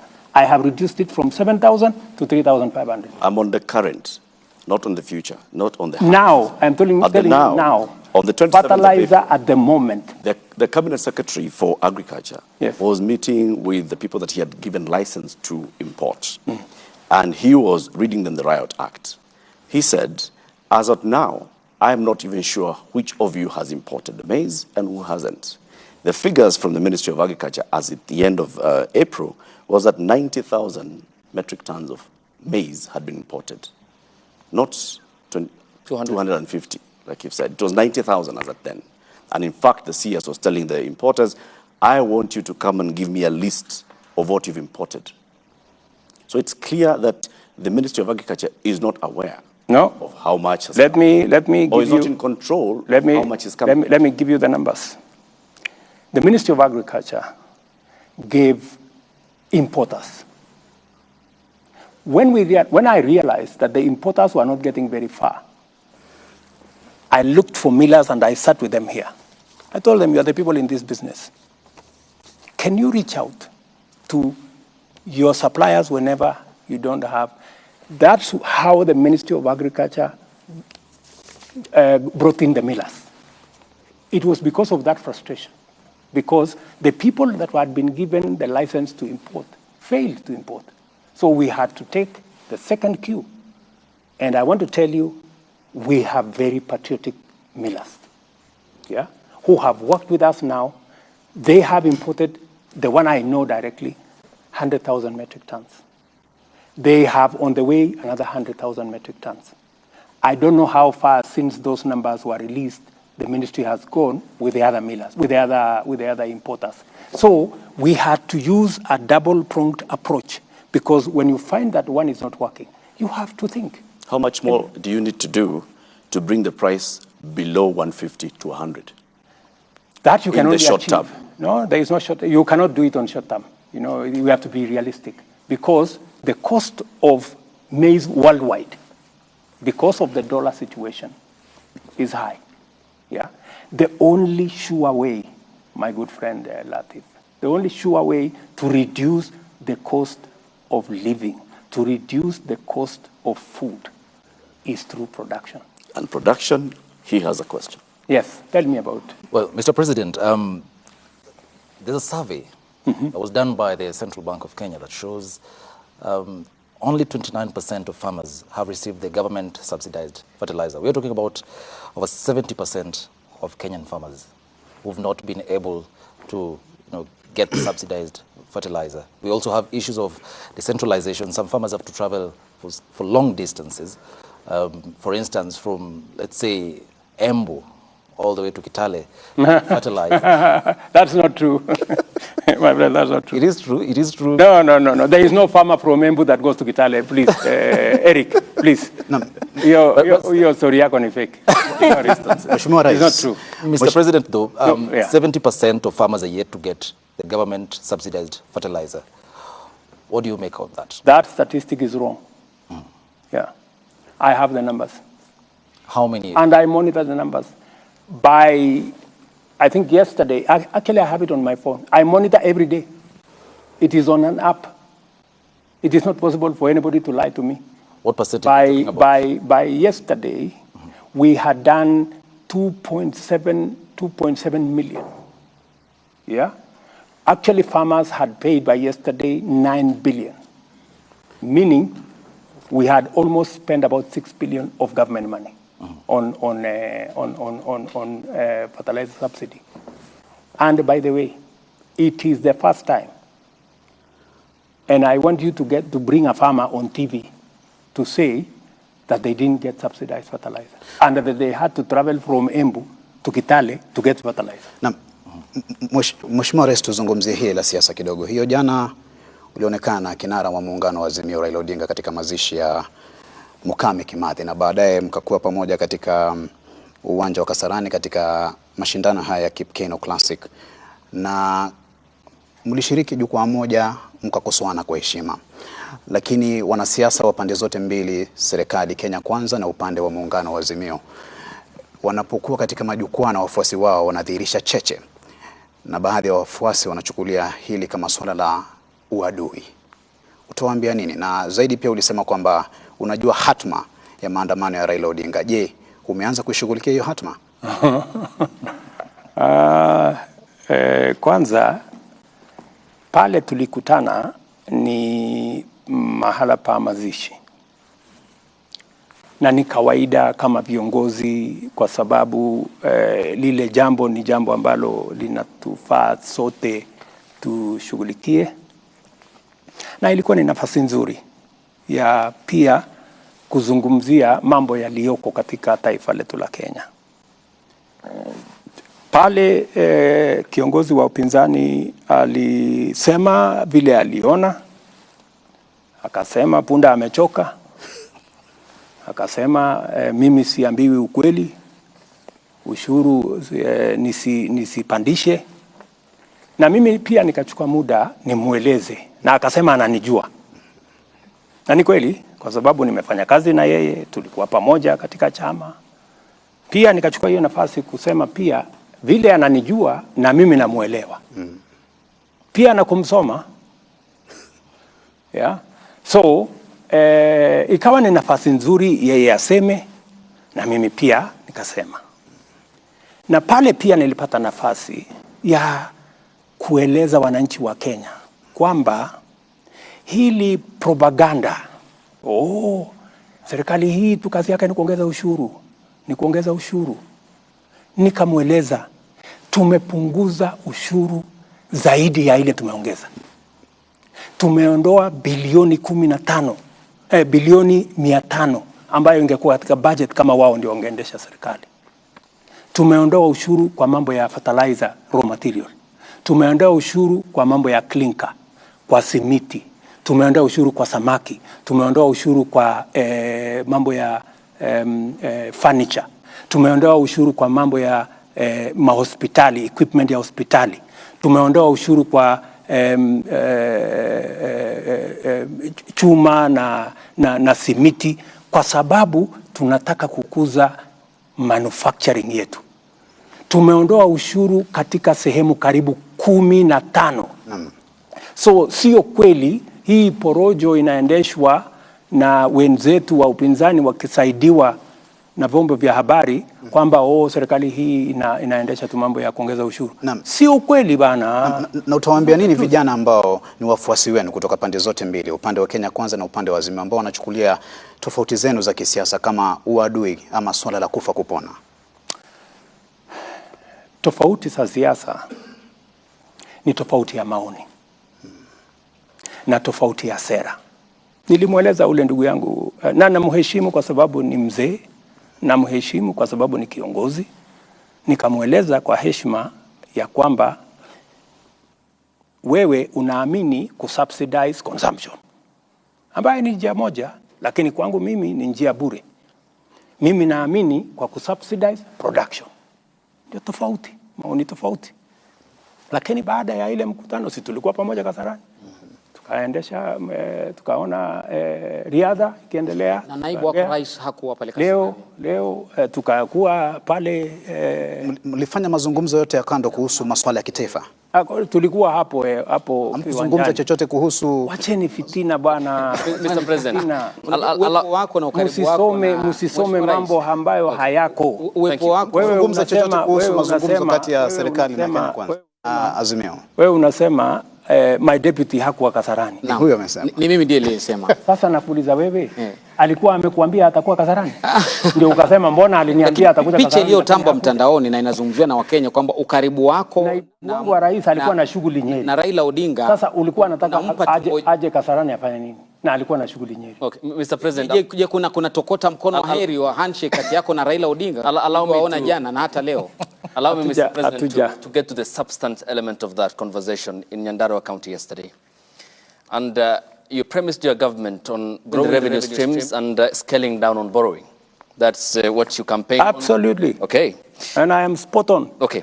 Allow me to quote this treasury data, which shows between October and April, that is last year until April the previous month. Treasury data shows that the new administration, the Kenya Kwanza administration, tapped into loans worth 425 billion Kenya shillings, which is more than 434.6 billion that the Jubilee government borrowed in the same period when it came to power in 2013. You are therefore above by what Uhuru borrowed at the same period by 17.4 billion Kenya shillings. Why the contradictory position? Yeah, it's not contradictory. Why borrow more? The budget, my friend, we are using is Uhuru's budget. The budget you will hold me to account is the one we are discussing. You know, when you have a budget in place, even if you came into office today, unless you go to parliament to change the way the budget is funded, you can't. They had budgeted to borrow in that budget. They had budgeted to borrow 1.1 trillion. I came using the supplementary budget, I cut it down by 300 billion, right? But you see, the train had left the station. So the borrowing was more because in the budget that was read and passed by parliament, it was meant to be more. All I did is that it wasn't as big as they had anticipated. They had actually wanted to borrow 1.1 trillion. Your Excellency, which I cut down. Budget deficit, as at June last year, for the current financial year, the budget deficit that had been approved by Parliament was 833 billion shillings.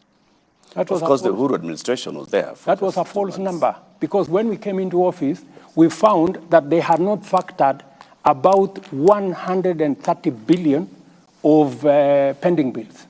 They had not factored almost 90 billion that was meant to be given to counties. They were hiding figures. And that is why I want to run a transparent government. I want to run a government that's accountable. I want my minister and my administration to be asked questions. And that is why I believe in accountability, and I want an opposition that will hold the government to account. And that is why I am against the handshake. Because in a handshake situation, there is no accountability. That is how a government can hide borrowing the way it was hidden in the last budget. What then will you tell the people? If I look at just the figures of the deficits and how much it keeps fluctuating, at the beginning of a financial year, there is what the National Treasury takes to Parliament, and it's approved as a budget and a deficit.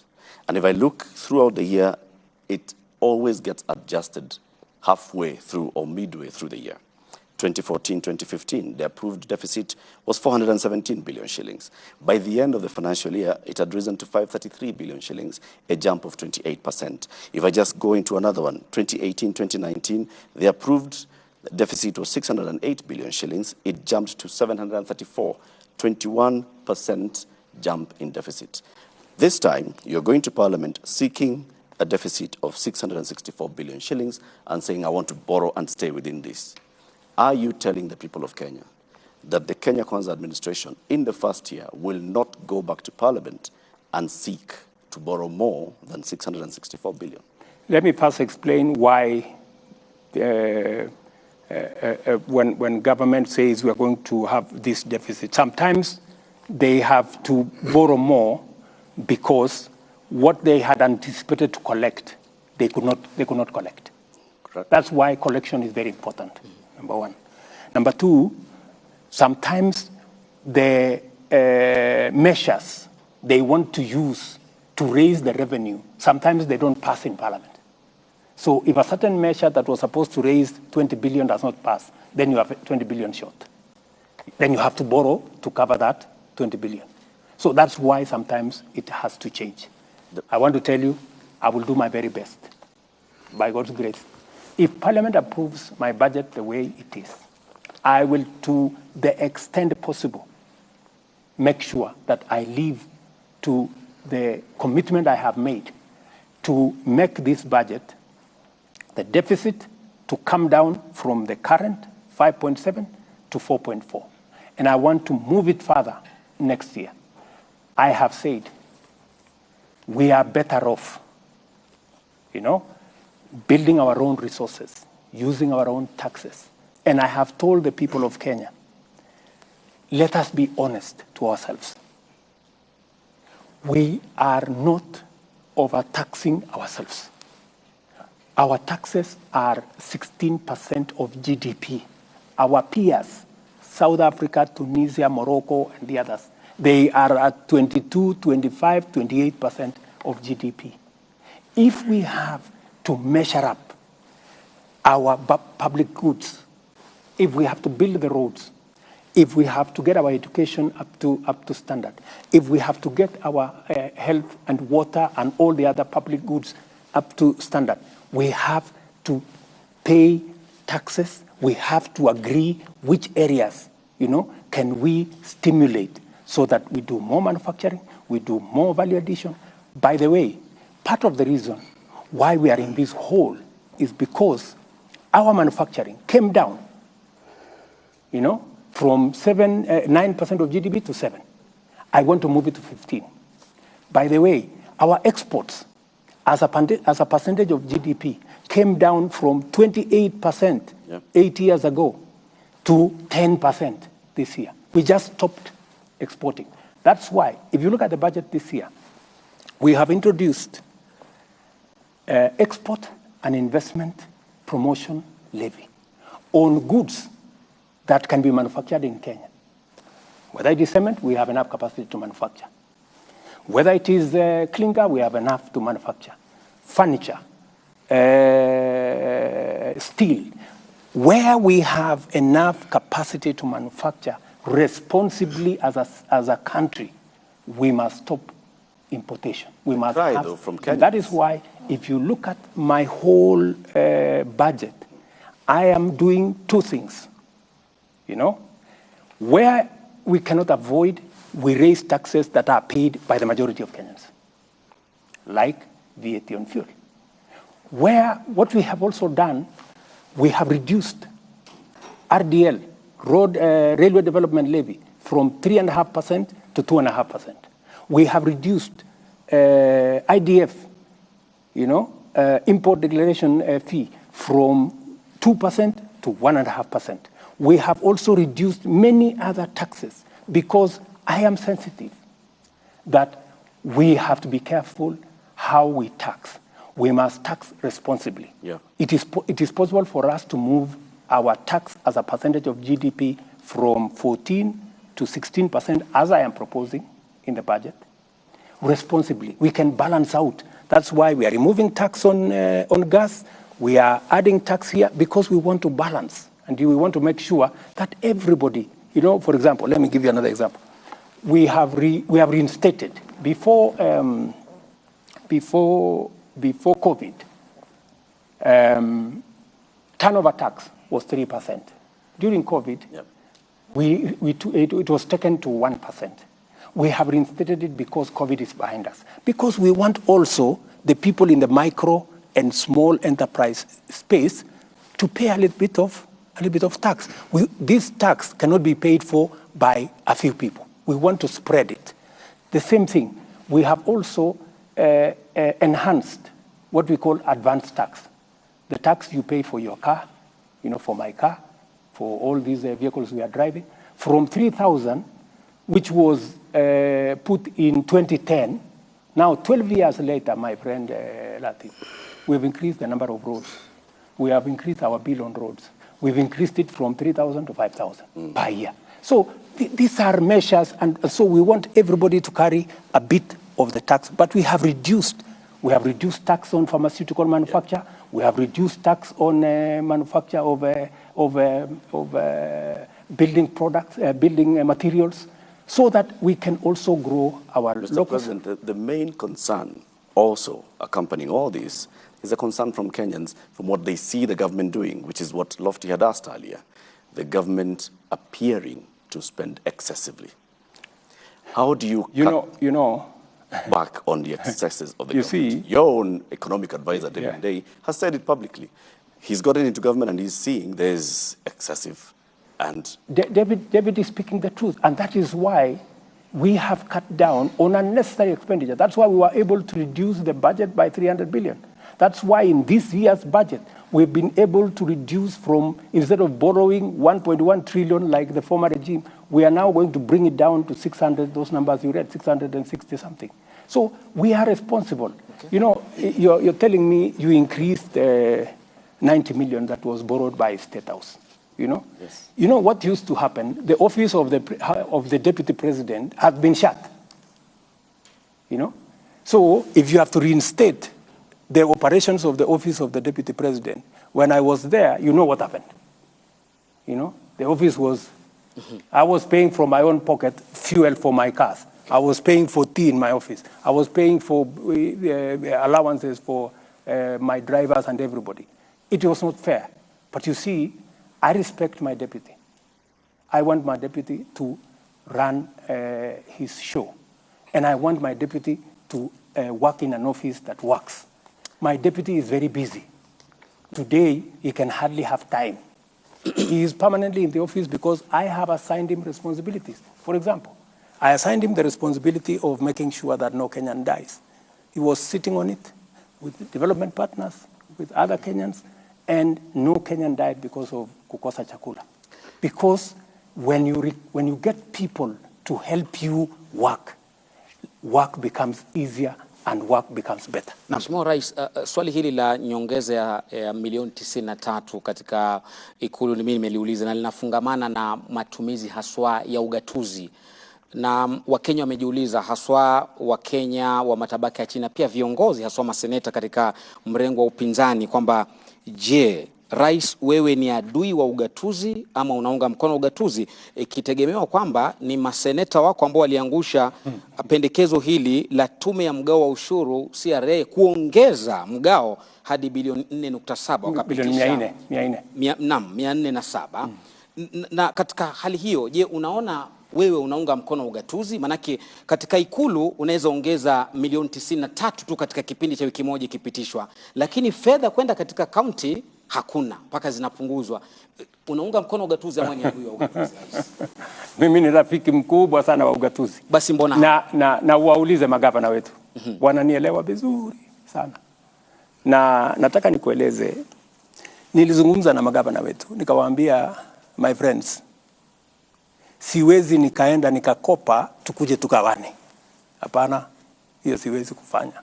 Hivyo ndio tulikuwa tunataka tufanye. Hapana. Nikawaambia tugawane ile ushuru tumeokota.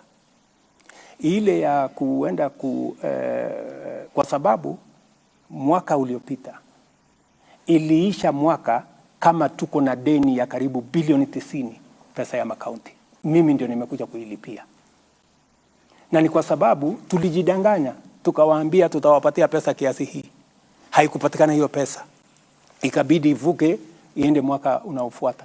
So mimi nimewaambia safari hii, ndugu zangu, budget nimepunguza borrowing, ile mikopo kutoka karibu trilioni 1 mpaka milioni 600. Kila mmoja wetu akaze mshipi. Yeah? Sisi tutakaza mshipi upande wa serikali ya kitaifa na kila mtu. Na ndio sababu tulikubaliana na wao pesa ambazo tutagawanya kwa counties ni bilioni 385. Kwa hivyo uliwashawishi maseneta wako kuangusha ile pendekezo? Sio maseneta, niliwashawishi magavana. Lakini pendekezo ile liliangushwa pale wakati wa kupiga kura. Je, kulikuwa na mkono wako kwamba wale maseneta wanaogemea upande wa Kenya Kwanza waangushe? Wale maseneta ni viongozi. Wako na akili. Ndio walichaguliwa. Ile kazi ni kazi yao. Lakini wale wananisaidia kazi ya kuendesha serikali. Kwa sababu mimi na wao tulichaguliwa upande mmoja. Mimi na wao tuliuza sera pamoja na wao. Kwa sababu ni viongozi wa Kenya Kwanza na wanaelewa mpango wetu. Na wanaelewa budget yetu. Na wanaelewa kiasi ya pesa tulioko nayo. Na mimi nataka nikuulize, kwani wale magavana hawatoki kwa county? Kuna gavana wazimu hataki pesa iende kwa county yake. Lakini you have to be realistic. You live within your means. Lakini magavana wao hao ndio wamekuwa kucheleweshwa kwa pesa, mishahara na kadhalika. Na ndio nimesema as decent, responsible people and leaders, we cannot live beyond our means. We have to be brutally honest with ourselves. What is possible and what is not possible. And I have sat down. I am the only president who has taken a lot of time. I have sat down with governors for 2 days. We have agreed on what we are going to do.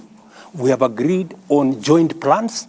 In fact, we have agreed with the governors that we are going to co-invest just to show you the level of comradeship between my administration and the governors, we are going to jointly sponsor county, aggregation, and industrial parks. I have put 5 billion shillings in the budget to support that county function because I want to reduce post-harvest losses. I want to bring on board value addition because that will happen if there is a partnership between the counties, agriculture is devolved, they will work and aggregate because the power of aggregation helps us to provide storage, therefore we minimize post-harvest losses. It also gives us an opportunity to create volume where we can market. And number 3, it gives us an ecosystem for us to value add so that we can take it forward. And by the way, in those, just let me finish, in those county aggregation and industrial parks, we have also linked them to commodity exchange and warehouse receipting so that counties can be linked. So that, because the problem we normally have is there is plenty in one corner of the country and there is scarcity in another corner of the country.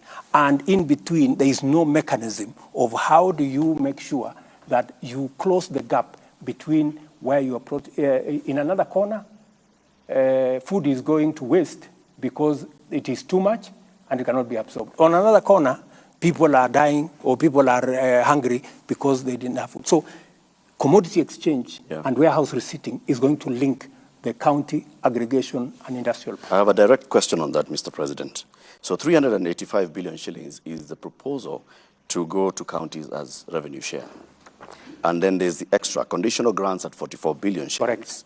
Foreign finance projects at 33 billion shillings, county industrial parks at 4.7 billion shillings, exactly. Medical equipment scheme at 5.9 billion shillings, county headquarters 454 million shillings, and some money coming from the judiciary 108 million shillings.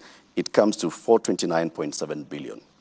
Now, all the others that I've mentioned sound like the national government giving money to the counties to do the national government's work. Why not give counties 429 billion shillings to determine where they want to invest their money? It is the nature of the law. The law provides some of those resources come from development partners, and we negotiate with development partners. Sometimes it is we have to receive the money as national government because sometimes development partners cannot go and sign 47 agreements. They prefer to sign one agreement with the national government on the understanding that this money will be passed to the counties. So it is just an accounting government procedure that dictates that some of the time we do that. Some of the grants, is exactly what I was telling you. Yep. We are providing 5 billion shillings. 4.7 billion, the one you have read, will go to the county. In fact, that's a county function. It's not a national government function. Exactly. I am supporting the counties to do what they are supposed to do. But I am telling them, I am not giving you extra money, because I have an interest in the county aggregation and industrial park. Because I want to make sure, because sometimes you send the money to a particular county and they go and decide to do something else. They go pay salary, they go for a trip to where, so that we don't want. They're accountable. They are accountable. They Precisely. have their own means of accountability. Precisely. You should not be determining what they do with the money. Send the money to them. The Senate will discuss the county allocation of revenue Latif, and pass it. that's not how it works. According to the formula by CRA, the money goes to the counties. That's not how it works. Why do you want, Mr. President, the national government to determine what projects are going to be done by functions that are devolved? We have already agreed in advance. We have already agreed. And by the way, I was here with the chair, Anu Waiguru, and her deputy, the governor of Wajir. Day before yesterday, I think, I was here with them. And they came for us to agree what is the procurement model of that particular exercise. And I told them the county will procure. That every county should procure the county aggregation, how it is going to be built, all we have agreed with them. The same way we agreed on the design of all our TVET institutions. We have agreed on one design for the county aggregation. For what purpose? Number one, for standardization. Number two, to avoid another architect going to charge sijui 20 million because they have gone to some place. And so we are approving one generic design. And that is the design that is used everywhere. We've done it with Tibet. It is very successful. Number three, we have also agreed for purposes of accountability how much it's going to cost. We have done a BQ so that somebody does not go and sit somewhere in Kisumu or in Eldoret or in somewhere and say, oh, you know, this thing has cost 600, 700 million. We know the cost. So we have agreed ahead of time. This is going to be the cost. You procure. This is the BQ. This is the design. There is no other cost. Okay. Mheshimiwa Rais, tukisalia kwenye hili swala la ugatuzi na utendakazi wake, sekta ya afya imekuwa ikikumbwa na changamoto mbalimbali na wengi wanauliza, je, sekta ya afya kweli iko salama mikononi mwa serikali za kaunti? Mimi ninaamini kabisa katika uwezo wa makaunti kusimamia sekta ya afya. Kuna watu wengi wako na msukumo kwamba sekta ya afya irudishwe kwenye national government. Mimi siamini kabisa, kwa sababu mimi nimeona tofauti mkubwa tangu mambo ya afya iwe devolved. Madaktari wameajiriwa, wauguzi, nurses, clinical officers, equipment, ujenzi. So mimi ninaamini kabisa ya kwamba sekta hiyo ya afya imekuwa bora katika mikono ya county governments. Pale kidogo tuko na matatizo, kwa sababu lazima tuseme ni kwamba tuko na matatizo kidogo na wauguzi wenyewe, madaktari na wale manases, na tumekubaliana vile hilo jambo tutalitatua.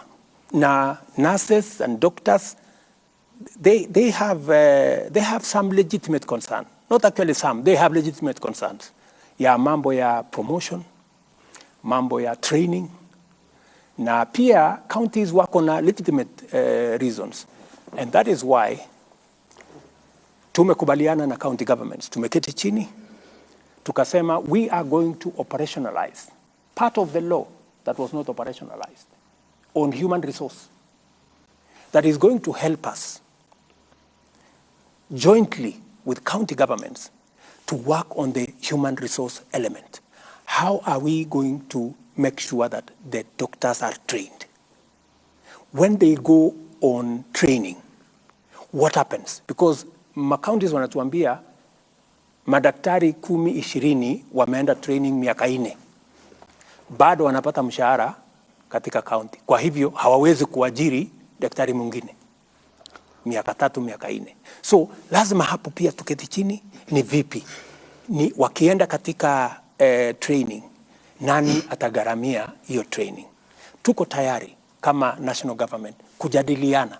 Tutafanya mgao hapo katikati, tutakubaliana ni vipi, na mimi niko na imani ya kwamba tutakubaliana, kwa sababu we have an interest in doctors being trained. We have an interest in counties being able to provide service. So we must strike a balance. That has been the issue. But to tell you, my dear sister, I am very, I have full confidence, let me say, in the ability of counties to discharge the responsibility of health. Na Mheshimiwa Rais, kuna sekta hii muhimu ambayo pia inataka tuiangazie katika mazungumzo. Just one minute, tafadhali. Sawa sawa. Pia, just to show you how well we are working with the counties, because I believe that reasonable people can arrive at a consensus. We have also agreed with the counties that we are going to have a new paradigm in the delivery of health, that we are going to reduce on curative, we are going to enhance on promotive, and on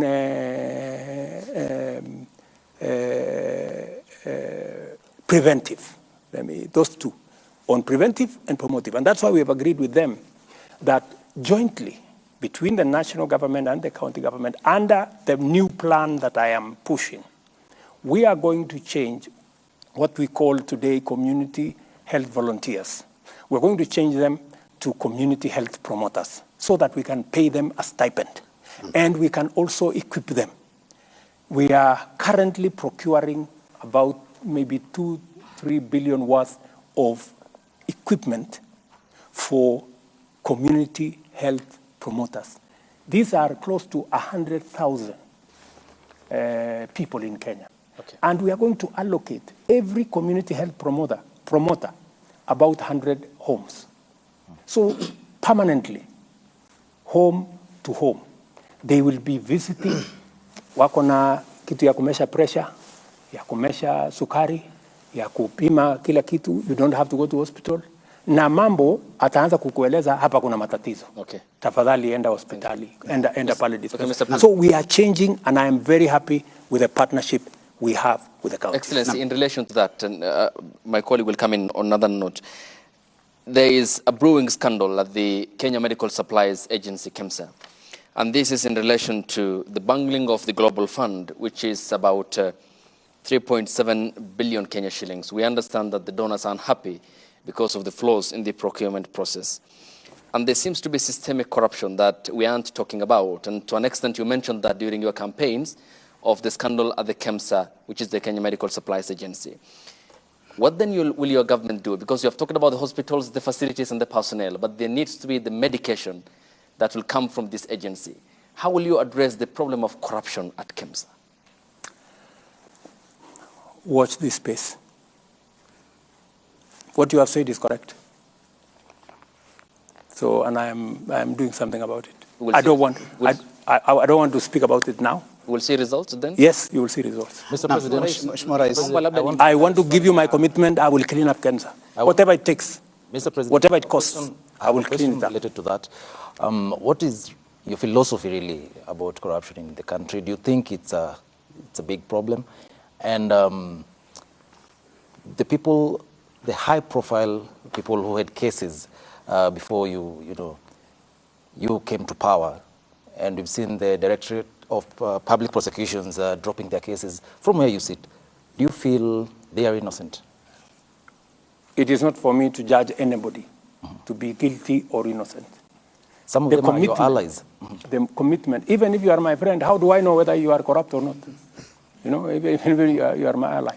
So the ability to judge whether one is innocent or not is with the criminal justice system and the investigative agencies. Okay. The commitment I made to the people of Kenya is that I will build the institutions that will deal firmly and decisively with corruption. It is not going to go away in one day. We will have to put up a real fight. And as I do it at a personal level, we have to support the institutions that will help us deal with it as a way of ensuring sustainability. That is why I said the financial independence of the DCI, of the police, of the investigative agencies must get out of the office of the president. Let them run their budget, investigate whoever they want. And I have been very clear to the DPP, I have been very clear to my friends at EACC not to call me on any matter. And I also promised them I will not call them on any matter. Let them prosecute everybody that they want to prosecute. There were days that because somebody is senior or the president has to be informed, I told them I don't want to be informed. If somebody has been found guilty of anything, they should be dealt with in accordance with the law. Let me also tell you, it is the same reason that I am enhancing the budget for the judiciary, because I want the judiciary to appropriate their responsibility and mandate to deal with corruption firmly, decisively, but also in a timely manner. so that we don't have corruption cases running for 3, 4, 5, 10 years. They must be dealt with expeditiously. And that is the clarity that I have made to the judiciary, that we respect their independence. The Chief Justice is free to call me whenever she has called me a few times to discuss with me. She wants additional charges. I pushed to Parliament that let us have an additional 70 charges. Parliament went and reduced it to, I think, 50, which is okay. It's a good start, you know, because I think we need more men and women in the judiciary to adjudicate on all cases, including corruption cases.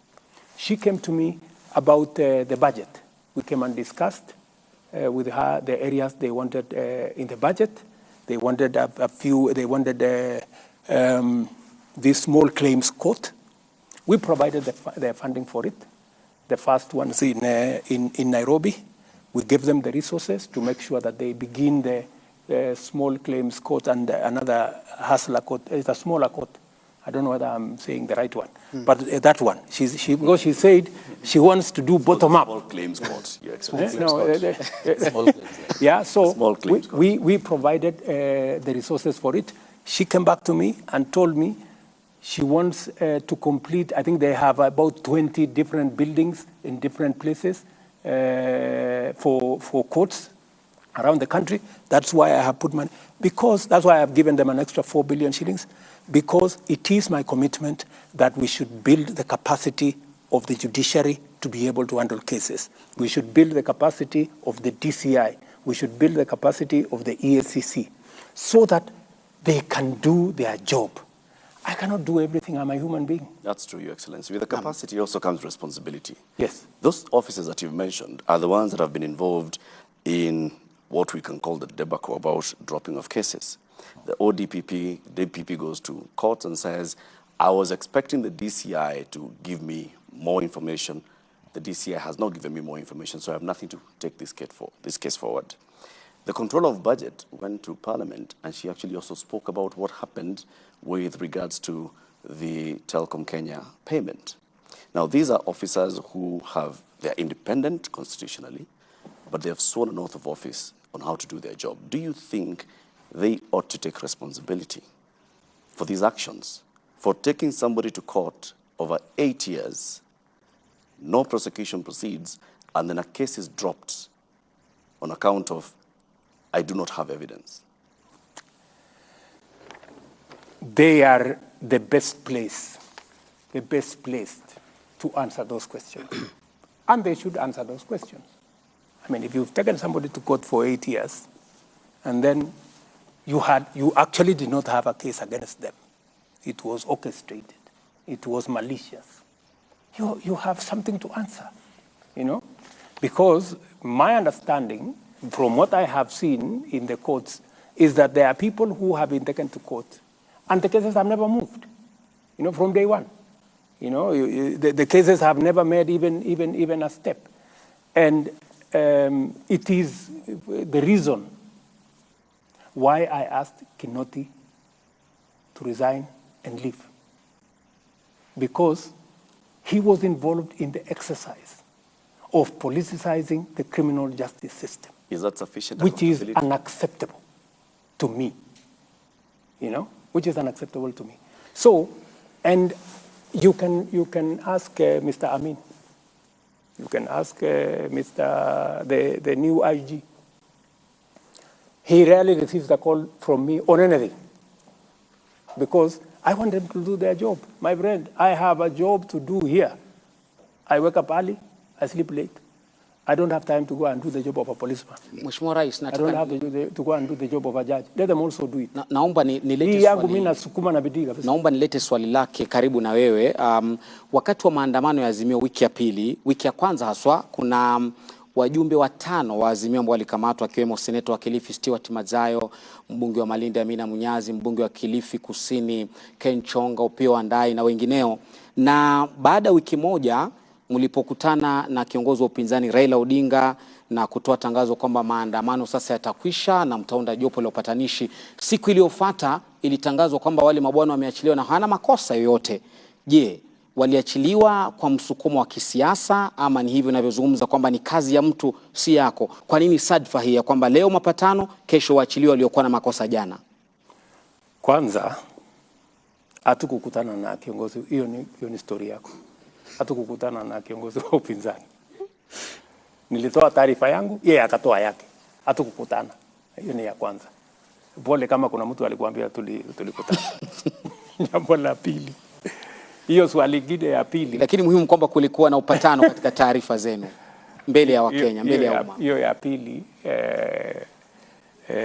ndugu yangu Matambo. Naam. Matambo. Ya pili ni kwamba kuna mtu anaitwa DPP. Ofisi yake ni independent kutoka kwangu. Ningekuomba kwa heshima umtafute na umuulize haya mambo. Atakujibu. I am sure you learn. Hili swali Wakenya walijiuliza, ndio maana mimi nimekuuliza kwa nini sadfa. Mimi nilifanya yangu ya kama rais. Mimi nilisema kwa sababu hawa ndugu zetu wamesema ya kwamba wanataka wacha niseme hivi, sitaki kusema sana. Nilipata habari kutoka mmoja wa watu wa Azimio, wakaniambia, tafadhali bwana rais, wewe ndio the big brother, hata ingawaje kwa umri wewe ni mdogo kwa kiongozi wa upinzani. Wewe uwe wa kwanza kusema ya kwamba huko tayari kutafuta njia ya mazungumzo. Nikawaeleza mimi mazungumzo sina shida, bora sio mazungumzo ya handshake. Kama ni mazungumzo ya kule bunge, watu waende waongee. Hii maneno mnasema saba, sijui maneno mnasema sijui nikawaambia hii IBC tuko tayari. Mimi sina mtu pale ambaye nimemweka kwa sababu yeyote. Kama tutakubaliana ya kwamba Public Service Commission haifai kutoa mtu ama political parties haifai kutoa mtu, tubadilishe sheria, mseme mnataka nani atoe huyo mtu mwenye atakuwa katika hiyo panel. Me, I have no problem, I have no interest. I did not select even one person. The list was brought to me. Mimi nikakuja tu nikatia sahihi, nikasema LSK walilete mtu wao, interreligious walilete mtu wao, political parties walilete watu wao, Parliamentary Service Commission walilete watu wao, public service. Mimi hakuna mtu ambaye anasema anachaguliwa na rais kwa hiyo jopo. So mimi nikawaambia sheria ndio inasema, mkibadilisha sheria mtafute mbinu mpya mniletee, mimi nitakubali. Yes. Bwana Rais, Mheshimiwa Rais, napenda kurudisha kwa kimombo just a minute before my colleague goes ahead with that question. In relation to that, to what Lofty has asked about, the demonstrations and that period before you had an agreement with the former PM, Article 37 of the Constitution talks about the right to picket. Your Interior CS, Professor Kithure Kindiki, indicated that you're considering to make some changes to that law. Don't you think from where you sit that is going to take us back to the dark days? I don't think you can take away the right of any citizen to picket. It's not possible. Yeah? But we can all agree the way in which it is done. We can all agree. Other countries have dedicated a street where people can picket from morning up to evening. You go, I was in Brussels. There is a street there where people are permanently there. Huyu anasema yake, akona malalamiko sijui ya nini, ule mwingine anasema malalamiko ya nini. Na iko media hapo, unasikizwa yako, inachukuliwa na media, inasikizwa ya ule. So, dunia inaendelea bila ya kusumbua wale watu wengine wengi. Kuna mahali imetengwa hapo ya watu kusema hiyo maneno. Hiyo ni sawa. So, tunaweza kukubaliana. Ile ambayo mimi ninaona haifai, ndugu zangu, ni kutumia picketing kuzusha ghasia na fujo na vita, kuharibu mali ya wananchi. Nobody has any right, my good friend. Nobody has a right. Hata kama biashara ni ya mama mboga hapo, unaenda unakanyaga mboga yake, wameenda sijui pale hapo Kisumu, jamaa moja wameenda wakakula viti yake kwa restaurant yake, ule jamaa alikuwa analia machozi hapo nje. Wameenda sijui supermarket ingine hapo Utawala ama ilikuwa ni wapi pale Mbakasi, loot. That's not picketing. That's criminality. And those hiyo maandamano yote si kuona any peaceful maandamano, ilikuwa ni fujo, vita, ghasia, nini. So it's not working. So we need to agree, the right to picket must be protected. Okay. Naam. But the how is important. Mheshimiwa Rais, vijana, mashabiki wa spoti na vile wachezaji wanasema tusiwasahau katika mazungumzo ya siku ya leo. Michezo inaleta jamii pamoja. Hili umekuwa katika derby hii ya mashemeji na jana ulikuwa katika mashindano ya Keep Keno Classic uwanjani Kasarani. Serikali yako inafanya nini kuhusu kuinua talanta na vile ujenzi wa viwanja? Kesho kwa mfano nitapokea habari ya ile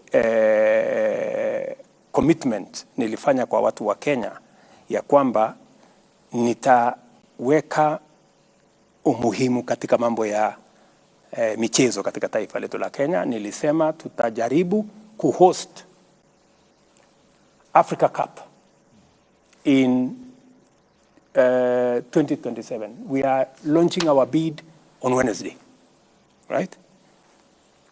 I was part of the people who came up with the sports fund because we wanted to reward, we wanted to create, because we have talent in Kenya. We have arts, we have the creatives, we have the sports talent in Kenya. We wanted to find a mechanism of promoting. That is why mimi nimelaumiwa sana. Wewe ulisema nini? Stadium. Wewe ulisema stadium. Sasa mtaniuliza mambo ya stadium na nitawajibu because I am now in charge.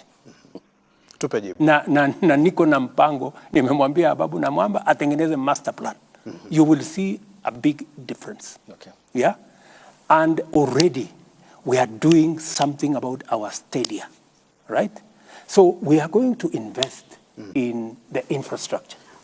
We are also going to invest in the training. We are also going to invest in the positive profiling of sports. When I came into office, the first thing I did, I told Ababu na Mwamba, enda mpaka utafute watu wa FIFA mahali waliko. We cannot continue to have our country banned by FIFA. And within 4 months, ban yenye ilikuwa hapa for 2 years, we removed it. Today, we have come back. I also told Ababu na Mwamba, we were almost being banned, mambo ya athletics, kwa sababu ya mambo ya doping. We have invested $5 million, almost 600 million shillings, to make sure that we have the ecosystem to test our athletes. I think they do it now almost every week, to make sure that doping is not part of our sports. So I am very clear on where I want to take sports. In fact, you heard me announce that we are going to have a bottom-up tournament from the ward. Yenye tutafanya finals tarehe 12 December, because we want to grow sports. I have also said, Abdi, that how do we positively profile, kwa sababu watu walikuwa wametoroka hata kwenda kiwanjani. Yeah? So I am now going to work with KBC. I am going to talk to CA. I am going to talk to various sponsors so that we bring back the televising of all our sports, of our tournaments, of our league, and provide additional resources so that we create the unity, as my good brother here has said. All right. Sports brings us together. Okay, thank you, Mr. President. And allow me to take you back to the event in Nyandarua County yesterday. You were deputy. We were talking about taxes. Okay, of course we did. Yes. And not about taxes this in time. relation to that. Okay. Because it's Okay. still about running of a government. Yes. Your deputy is on record in equating Kenya to a shareholding company. Yesterday he talked about state appointments, and he talked about it while you were there. I don't want to quote him verbatim. In regards to state appointments that you make as the commander-in-chief and the symbol of national unity, is it a right for others and a privilege for the rest, yet your government expects all Kenyans to pay taxes? It is a right for every Kenyan. What do you say about the sentiment by your deputy? My deputy is a very eloquent person. It doesn't matter the eloquence. I suggest... Is Kenya a shareholding company? I suggest you go and ask him those questions. Okay. He's a very capable Kenyan. All right. It's straightforward question. And I am sure he will not shy away. Okay. He knows how to handle those questions. And but I can give you my commitment. Mr. President, let me just pause you. You will proceed. I'll give you the time. You'll answer me. Okay. Allow me to ask you the question. Okay, Abdi. The presidency is a symbol of national unity. Correct. You all represent us, isn't it? Absolutely. What's your view? Is Kenya a shareholding company, or as the Constitution establishes, a secular state where we are all equal before the law? All Kenyans are equal before the law. When it comes to political appointments, right? Everywhere in the world, you know, there are certain considerations you make. There are people who support you, and they have legitimate expectation. That's why they support you. So, when you're making those appointments, you have to consider national balance. You have also to consider your support base. It happens everywhere. Let me tell you, some people take it to the extreme. You can never accuse me or this administration that I have taken my daughter or my son or my relative and made them an MP or made them a minister or made them something. I will not do that.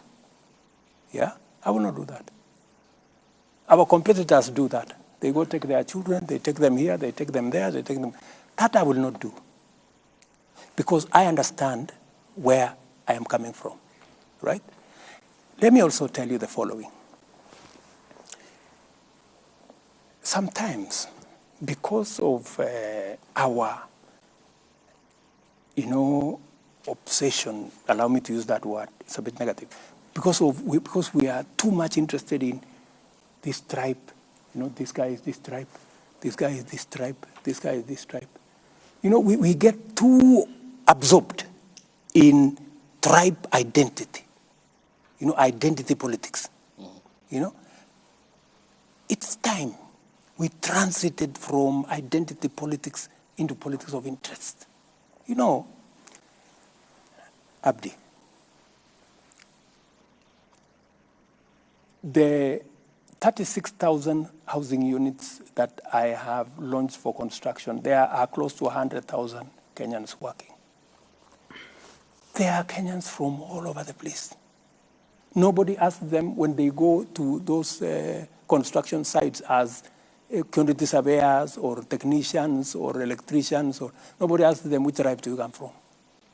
I was in Homa Bay to launch the same. And this program of housing is going to be in every corner of the Republic of Kenya. We're going to make sure so that we begin to walk away from 3, 10, 20 appointments. We are so obsessed. It's because of this scarcity. We are so obsessed with 10 people or 20 people. You will discover, for example, it doesn't matter. Even if I appoint 20 people from a certain community, let me not mention any community, it will not change the dynamic. People from that community, millions are still on the street. Wengi bado wako kwa dimanga pale. How do we, Abdi, instead of arguing about 3, 4, 5, 10, 15, 20 appointments, how do we create the ecosystem that will employ Kenyans in millions, Kenyans in every part? Right. How do we make sure that we have a program in Kakamega that will employ 10,000 young people? We have a program in Kwale. That is the program I'm looking for. And that is why, Abdi, I am telling you, and I want to persuade my fellow countrymen and women, please, let us invest our resources in projects and programs that will create 3, 4, 5 million jobs for the people walking in our streets, our own children, our own blood and flesh walking the streets. Don't walk away from them. Don't say, I have a job. How is it my business to bother about the fellows who don't have a job? Right. I mean, surely. We have a responsibility, Abdi. You agree with me? We have a responsibility. Okay. We have a responsibility, yes, we do. Taking you back from that housing element, that, okay. You have parachuted into that. Yeah. And it seems to be it's because I am very passionate about it. Seems to be because I see an opportunity for this country to change. Thank you. It seems though it looks like a semantic evasion. Final question on this. Yes. Because it's still on appointment. You said the expectation from those who supported you during the campaigns, and you have to place them somewhere in your government. Good example. Hypothetically, we are seated here. Mm-hmm. Ayub was your supporter, say, for example, during the campaign. Pardon?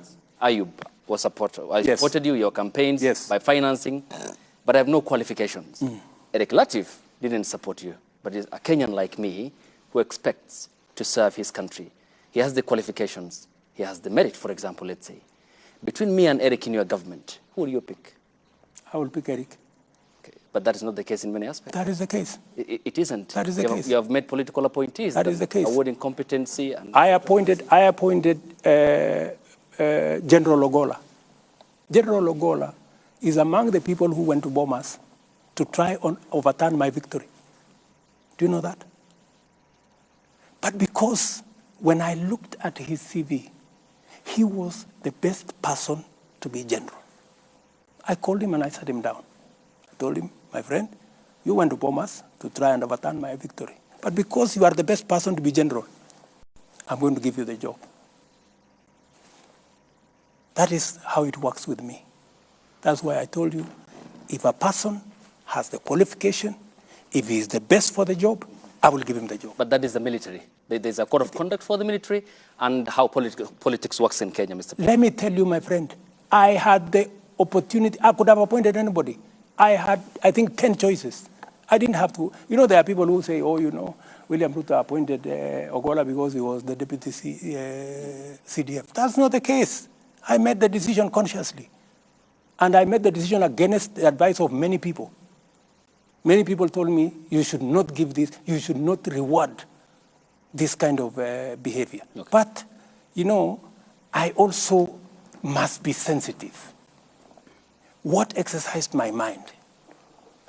This gentleman has a good track record. And in fact, when I spoke to him, and it's not something that I should be talking about, but because you have asked a good question. What exercised my mind is, this gentleman, yes, he may have made a mistake. Maybe because the commander-in-chief that time told him what to do. Maybe he... And when I talked to him, he told me, I have no defense. He told me, I have no defense. You do with me whatever you want. I cannot defend. It was wrong. What I did was wrong. Yeah? I am also conscious. My good friend Ayub, I'm also conscious that since independence, there is nobody from Nyanza who has ever been CDF. And it also played in my mind that I don't want a situation where a whole community think they cannot occupy a certain office. So many things that are part of my system overweighed the mistake he had done. Okay. You know? So I want to tell you that I make very sensitive appointments. I make very deliberate appointments. Many of the appointments, of course, that do not have to directly require my signature. Many of these managing directors, I don't know who, they are interviews all over the place. You know, so, and when a panel decides, for example, I was brought a panel that interviewed the CEO of museum. And just by coincidence, you know, the person who became number one was my classmate. And I never even asked anybody to assist her. So when it came to me, I told my friend, you know, if she's the best, Okay. she was a lady. Okay, so it's safe to assume that according to the president of Kenya, Kenya is a country where all Kenyans are equal before the law.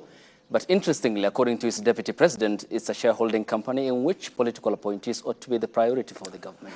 I think you should not take the sentiments of my deputy out of context.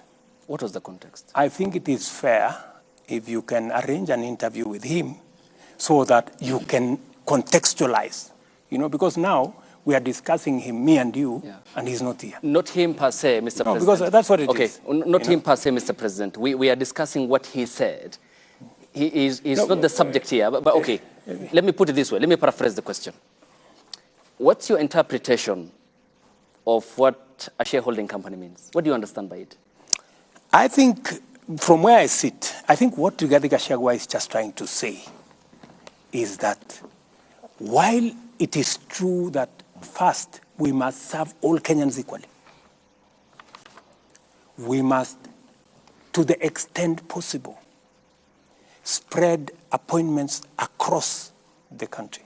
And that's what I have tried as much as possible to do. If you look at my PSS, I think I got PSS from 41 counties. If you look at the CASs, I got CASs, I think, from 45 counties. Every county has a CAS in my administration, even the ones who voted for my opponent. I put them. If it was the philosophy of my deputy, they wouldn't be shareholders, and therefore they wouldn't qualify.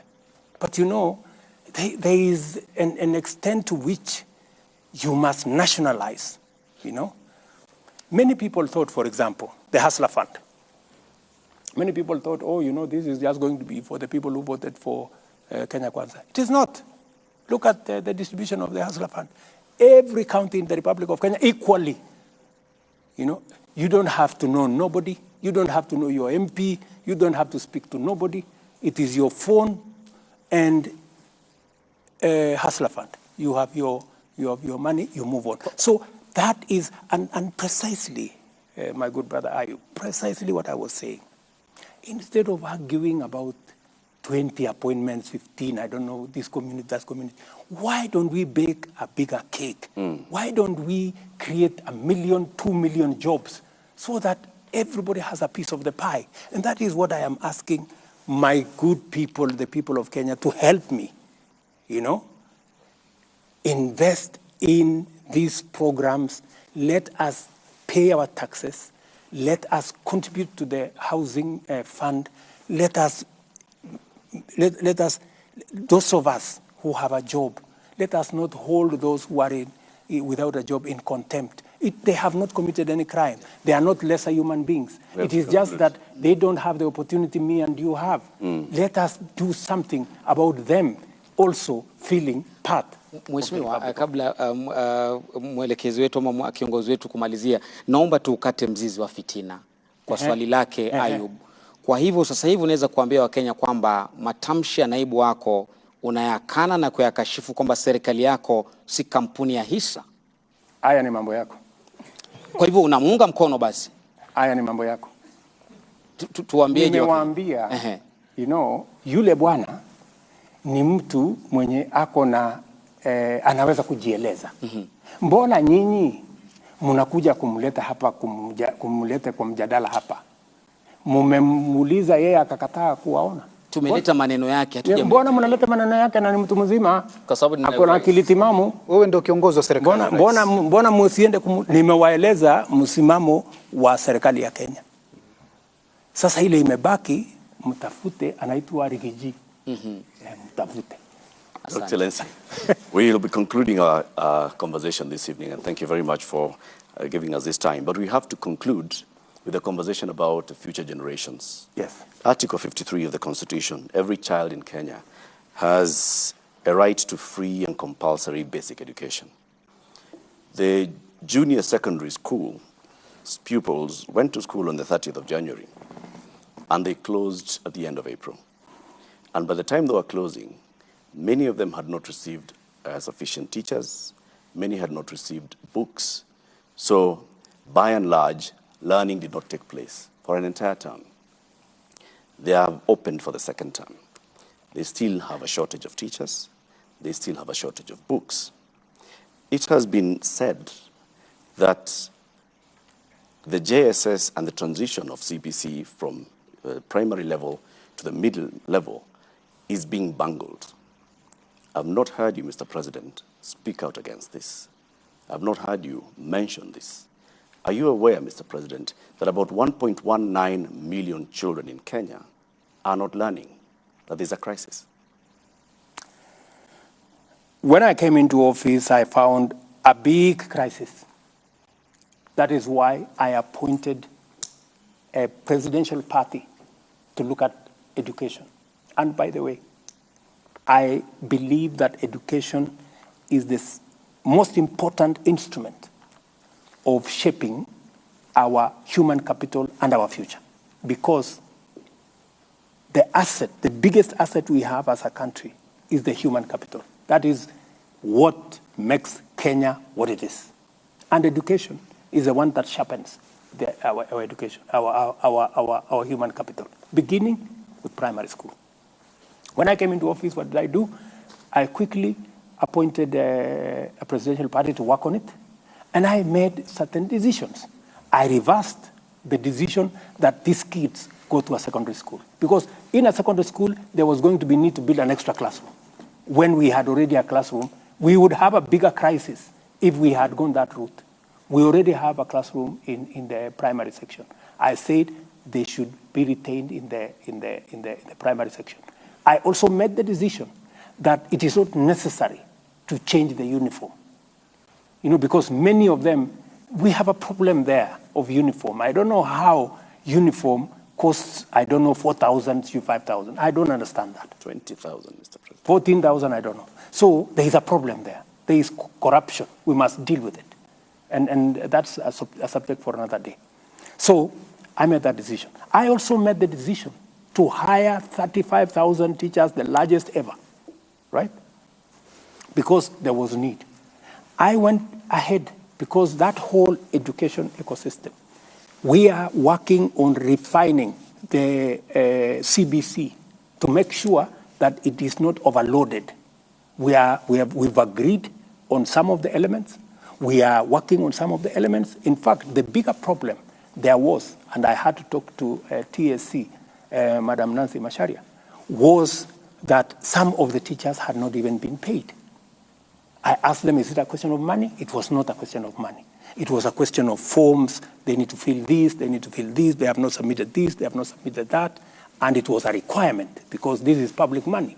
If you have not submitted all the documentation, you cannot be paid public money. So we try to expedite that. There is a shortage of teachers, without a doubt. And I said it in the election, in the election process. We have a shortage of 110,000 teachers. I am going to fill that gap. We used to hire 5,000 GRs every year. I have scaled it up to 35,000. I want to hire another 35,000 next year. But Latif, I also have to operate within a budget. I need the resources. Yep. When I try to raise the money, you guys make noise at me. Unaongeza ushuru. Na wewe ndio huyu unataka watoto wasome. Hakuna walimu. Wapi walimu, Bwana President? I mean, we all have to balance all these things. So in the meantime, then, Mr. President, for this year, these JSS learners are definitely not going to be able. No, we have made an intervention on how, because the part of the problem is there are some primary schools that did not have enough students to be able to qualify to be a junior.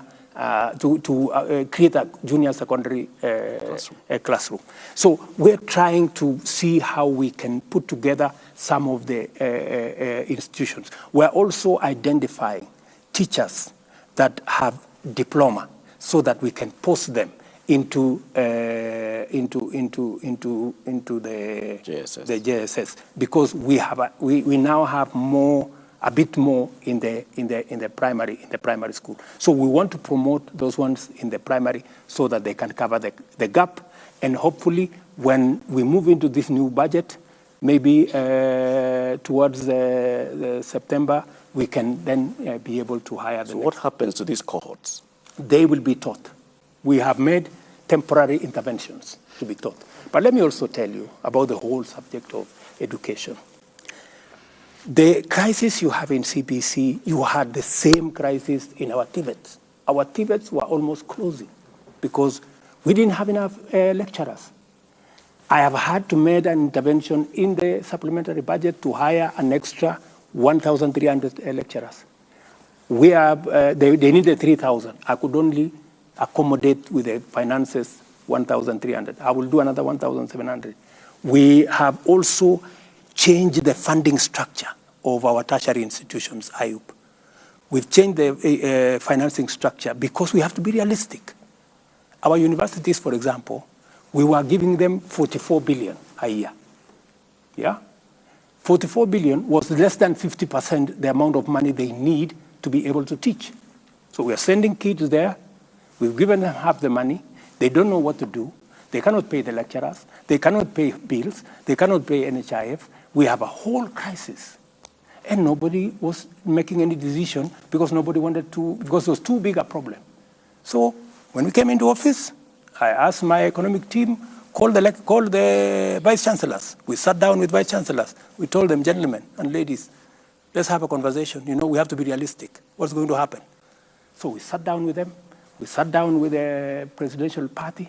I have had like maybe 8 meetings, 2 or 3 hours in my office here on that one subject. Finally, we came up with a funding model, yeah, where 30% of the students, especially those who come from families, about 45,000 students, scholarship fully paid, you know. And we changed the funding structure from giving money as grant to the university to giving money to the student as scholarship, so that we know who and how many. And every student now has to apply for that scholarship. We have a means testing instrument, which has worked for 25 years to determine who can qualify for funding, who does not qualify for funding. 45,000 students will get 100%. That's about, I think, 29% or thereabout. The next group, I think about another 25 or so percent, will get almost 85% scholarship, and part of it will come from loan. They will take a bigger loan, which they can pay later. And the able students, who are about, I think, another 20-something%. My child, Ayub's child, maybe yours has not gone to university. and I mean, those are our kids who go to these academies where we pay 300,000, 200,000. We've now said they must pay a little bit fees in the university, between 20,000 and 40,000 a year. And we've moved the funding from 44 billion to 82 billion every year. The celebration that was here by the vice chancellors was amazing, because they've always wanted to have this conversation. Nobody was willing to listen to them. We have moved the funding for our TVET from 5.2 billion shillings to 10 billion. We will be sure that our kids will go to university, and they will be taught. The lecturers will be paid. The monuments and all the other things will be paid, yep. And we have it on a sound footing. I can tell the country from where I sit, the mess we found in primary school, in our TVETs, in the universities, is sorted. And what is more, I started the agenda of Open University when I was Minister for Higher Education. When I left, it stalled. Again, I want to tell the people, the great people of Kenya, you will now have an opportunity to go to an open university where You learn online. You don't have to go to anywhere, and it is cheaper. Konza City, we are working on the programs now. We are going to launch that university, I think, in September this year. So we'll admit students in the Kenya Open University, where we are going to increase the chances of people going to university because it's much more affordable. You know, you don't have to go to there physically. The largest university in India is an open university. The Open University of South Africa is a huge university. I think it has 1 million students. Yeah. So that's the direction we are going.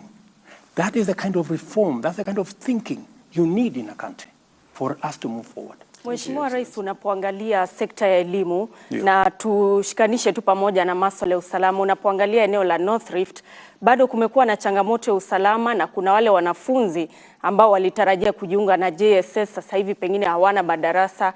Hatima yao ni ipi? Ikiwa wanakutazama sasa hivi wanajiuliza JSS pengine ni ya mijini tu ama hatima yetu ni ipi? Pale North Rift, especially sehemu ile iko na matatizo ya usalama, imekuwa ni ile huyu bwana anaita donda sugu. Anaitwa nini? Donda ndugu. Na sugu ni gani? Ni hilo. Okay. Kwa muda mrefu na miaka nyingi. Na niliwaeleza wale ndugu zetu wanaoishi North Rift la kwamba kwa vyovyote tatizo hii ya watoto kukosa kwenda shule. Mashule karibu 20 yamefungwa kwa miaka 5, 10. Mingine miaka 15. Niliwaambia safari hii hili tatizo tutalitatua. Ndio nimechukua hatua ya kwamba pale katika North Rift tutaweka hema ya jeshi permanent. Pale katika North Rift tutaweka camp ya polisi permanent.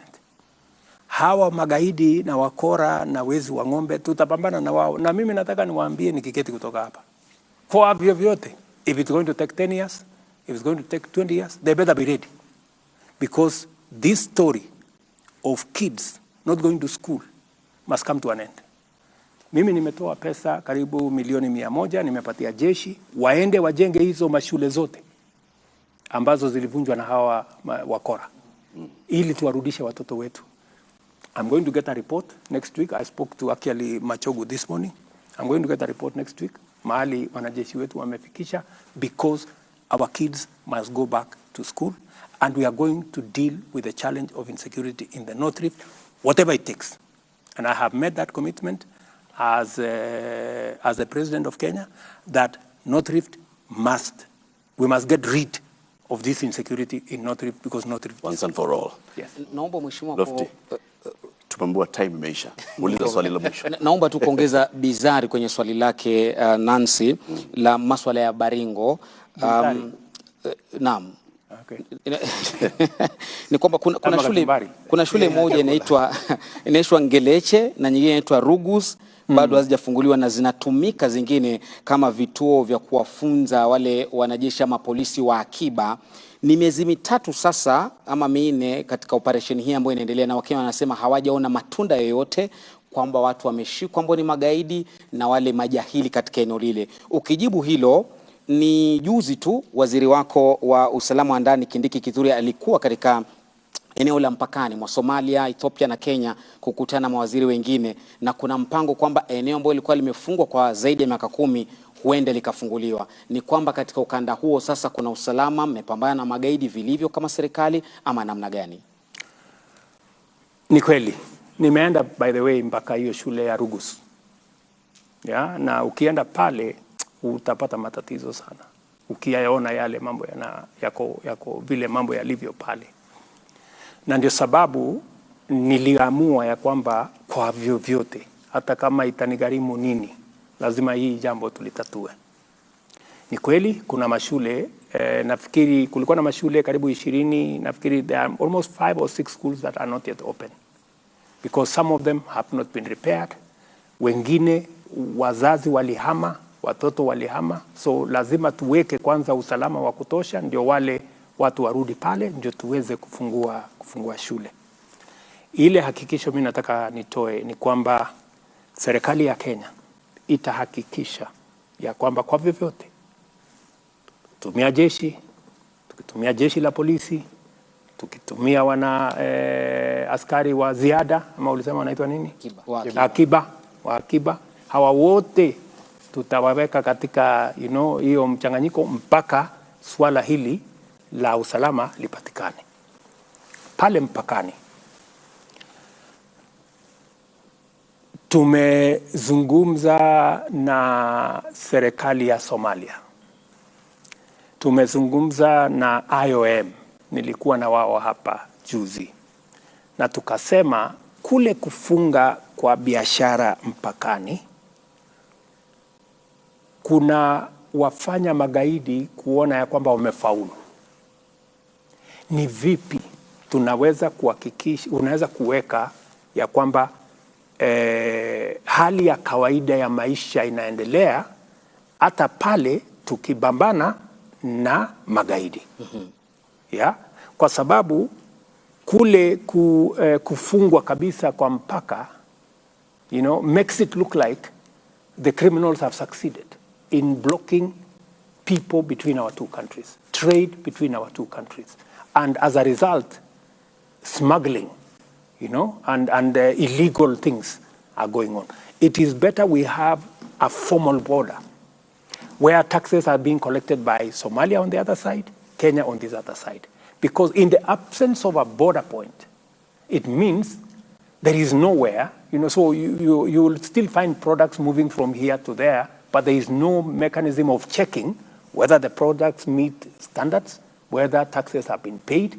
So it is good to formalize a place where people who are genuine can go there and be able to present themselves, present their goods, pay taxes, do business, so that we can deal with the criminals outside that formal engagement.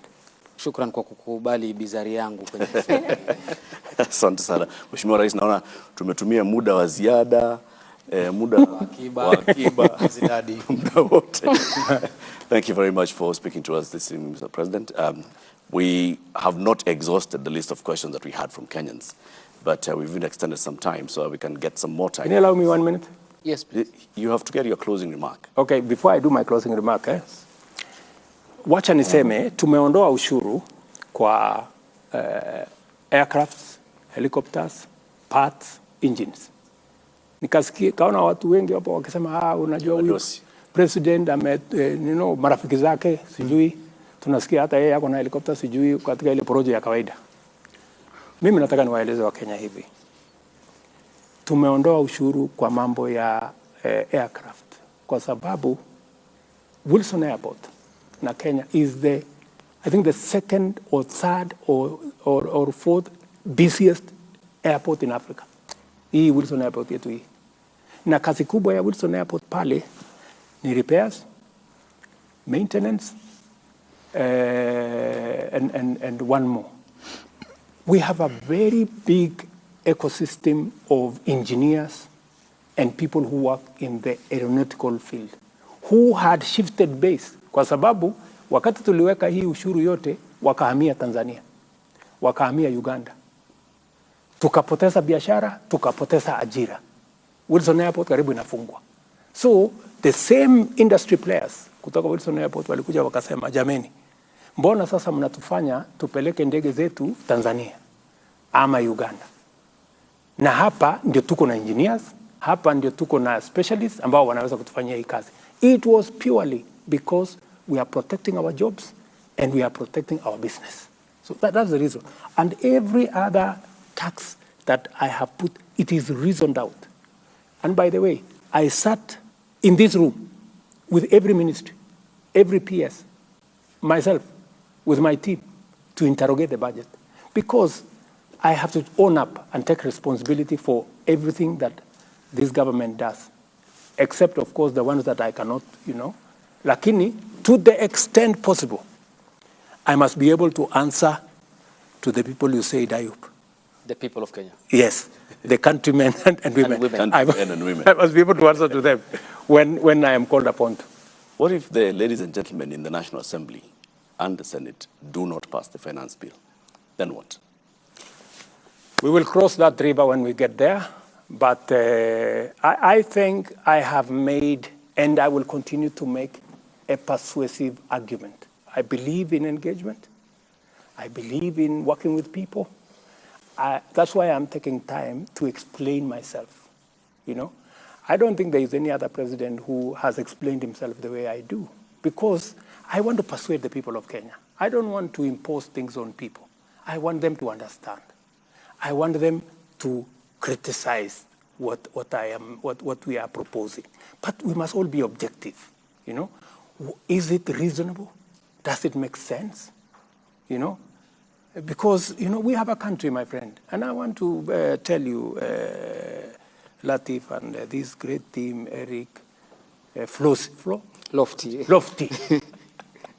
and my dear sister here, and my good brother, that this country does not belong to William Ruto. It doesn't belong to the president. It doesn't belong to anybody. It belongs to all of us. We are here. We will fly together, or we will crash together. You know. By God's grace, I am the leader today.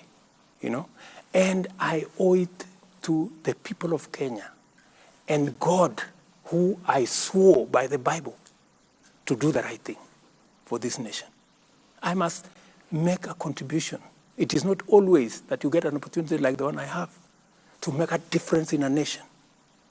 And I want to be understood that whatever we are proposing, we want the best for our country. From where I sit, I understand. Many people criticize, wewe, nani alikuambia ati tunahitaji manyumba? Wewe, wacha hizo. You know, like for example, this fertilizer thing. Allow me this 1 minute. So farmers were saying, we have used DAP fertilizer for all the years. You know, we will not accept any other fertilizer. I know from where I sit as the president of Kenya that DAP is the wrong fertilizer for Kenya. Yet the farmers are asking for it. Did you want me to supply DAP fertilizer to them because they have asked? I said no. I told them, we are not going to use DAP fertilizer, even though you are asking for it. We are going to give you the right fertilizer. It is called NPK, and that's what we are going to supply. Many of them, today, the same farmers, you see them standing in the middle of their maize and saying, oh, this is very nice. You know, this fertilizer is very good. They're the same ones. Because I cannot do the wrong thing because people are asking for it. No, I have to do the right thing. You know, I better be criticized. I better be but I must do the right thing. And precisely why I am telling my countrymen and women, let us have a positive, honest conversation. We want to change our country. It's going to take all of us to change our country. Let us not say, because I am in a privileged position, it's not my business. It's not my responsibility. How is it my business? I mean, that's not how to belong to a nation. You know, a nation, a society is measured by the quality of goods that are available to everybody. It is not measured by what the rich have. No, it is measured by what everybody can access. Education. How are we going to make sure the plan we have to raise to 80 billion becomes, how do we deal with our health? How do we deal with our roads? How do we deal with our water? How do we deal with our electricity? How do we deal? That is what we must do collectively, and that is why we have a government. It is my plea to the people of Kenya that they listen to what we are saying. Thank you, Mr. President.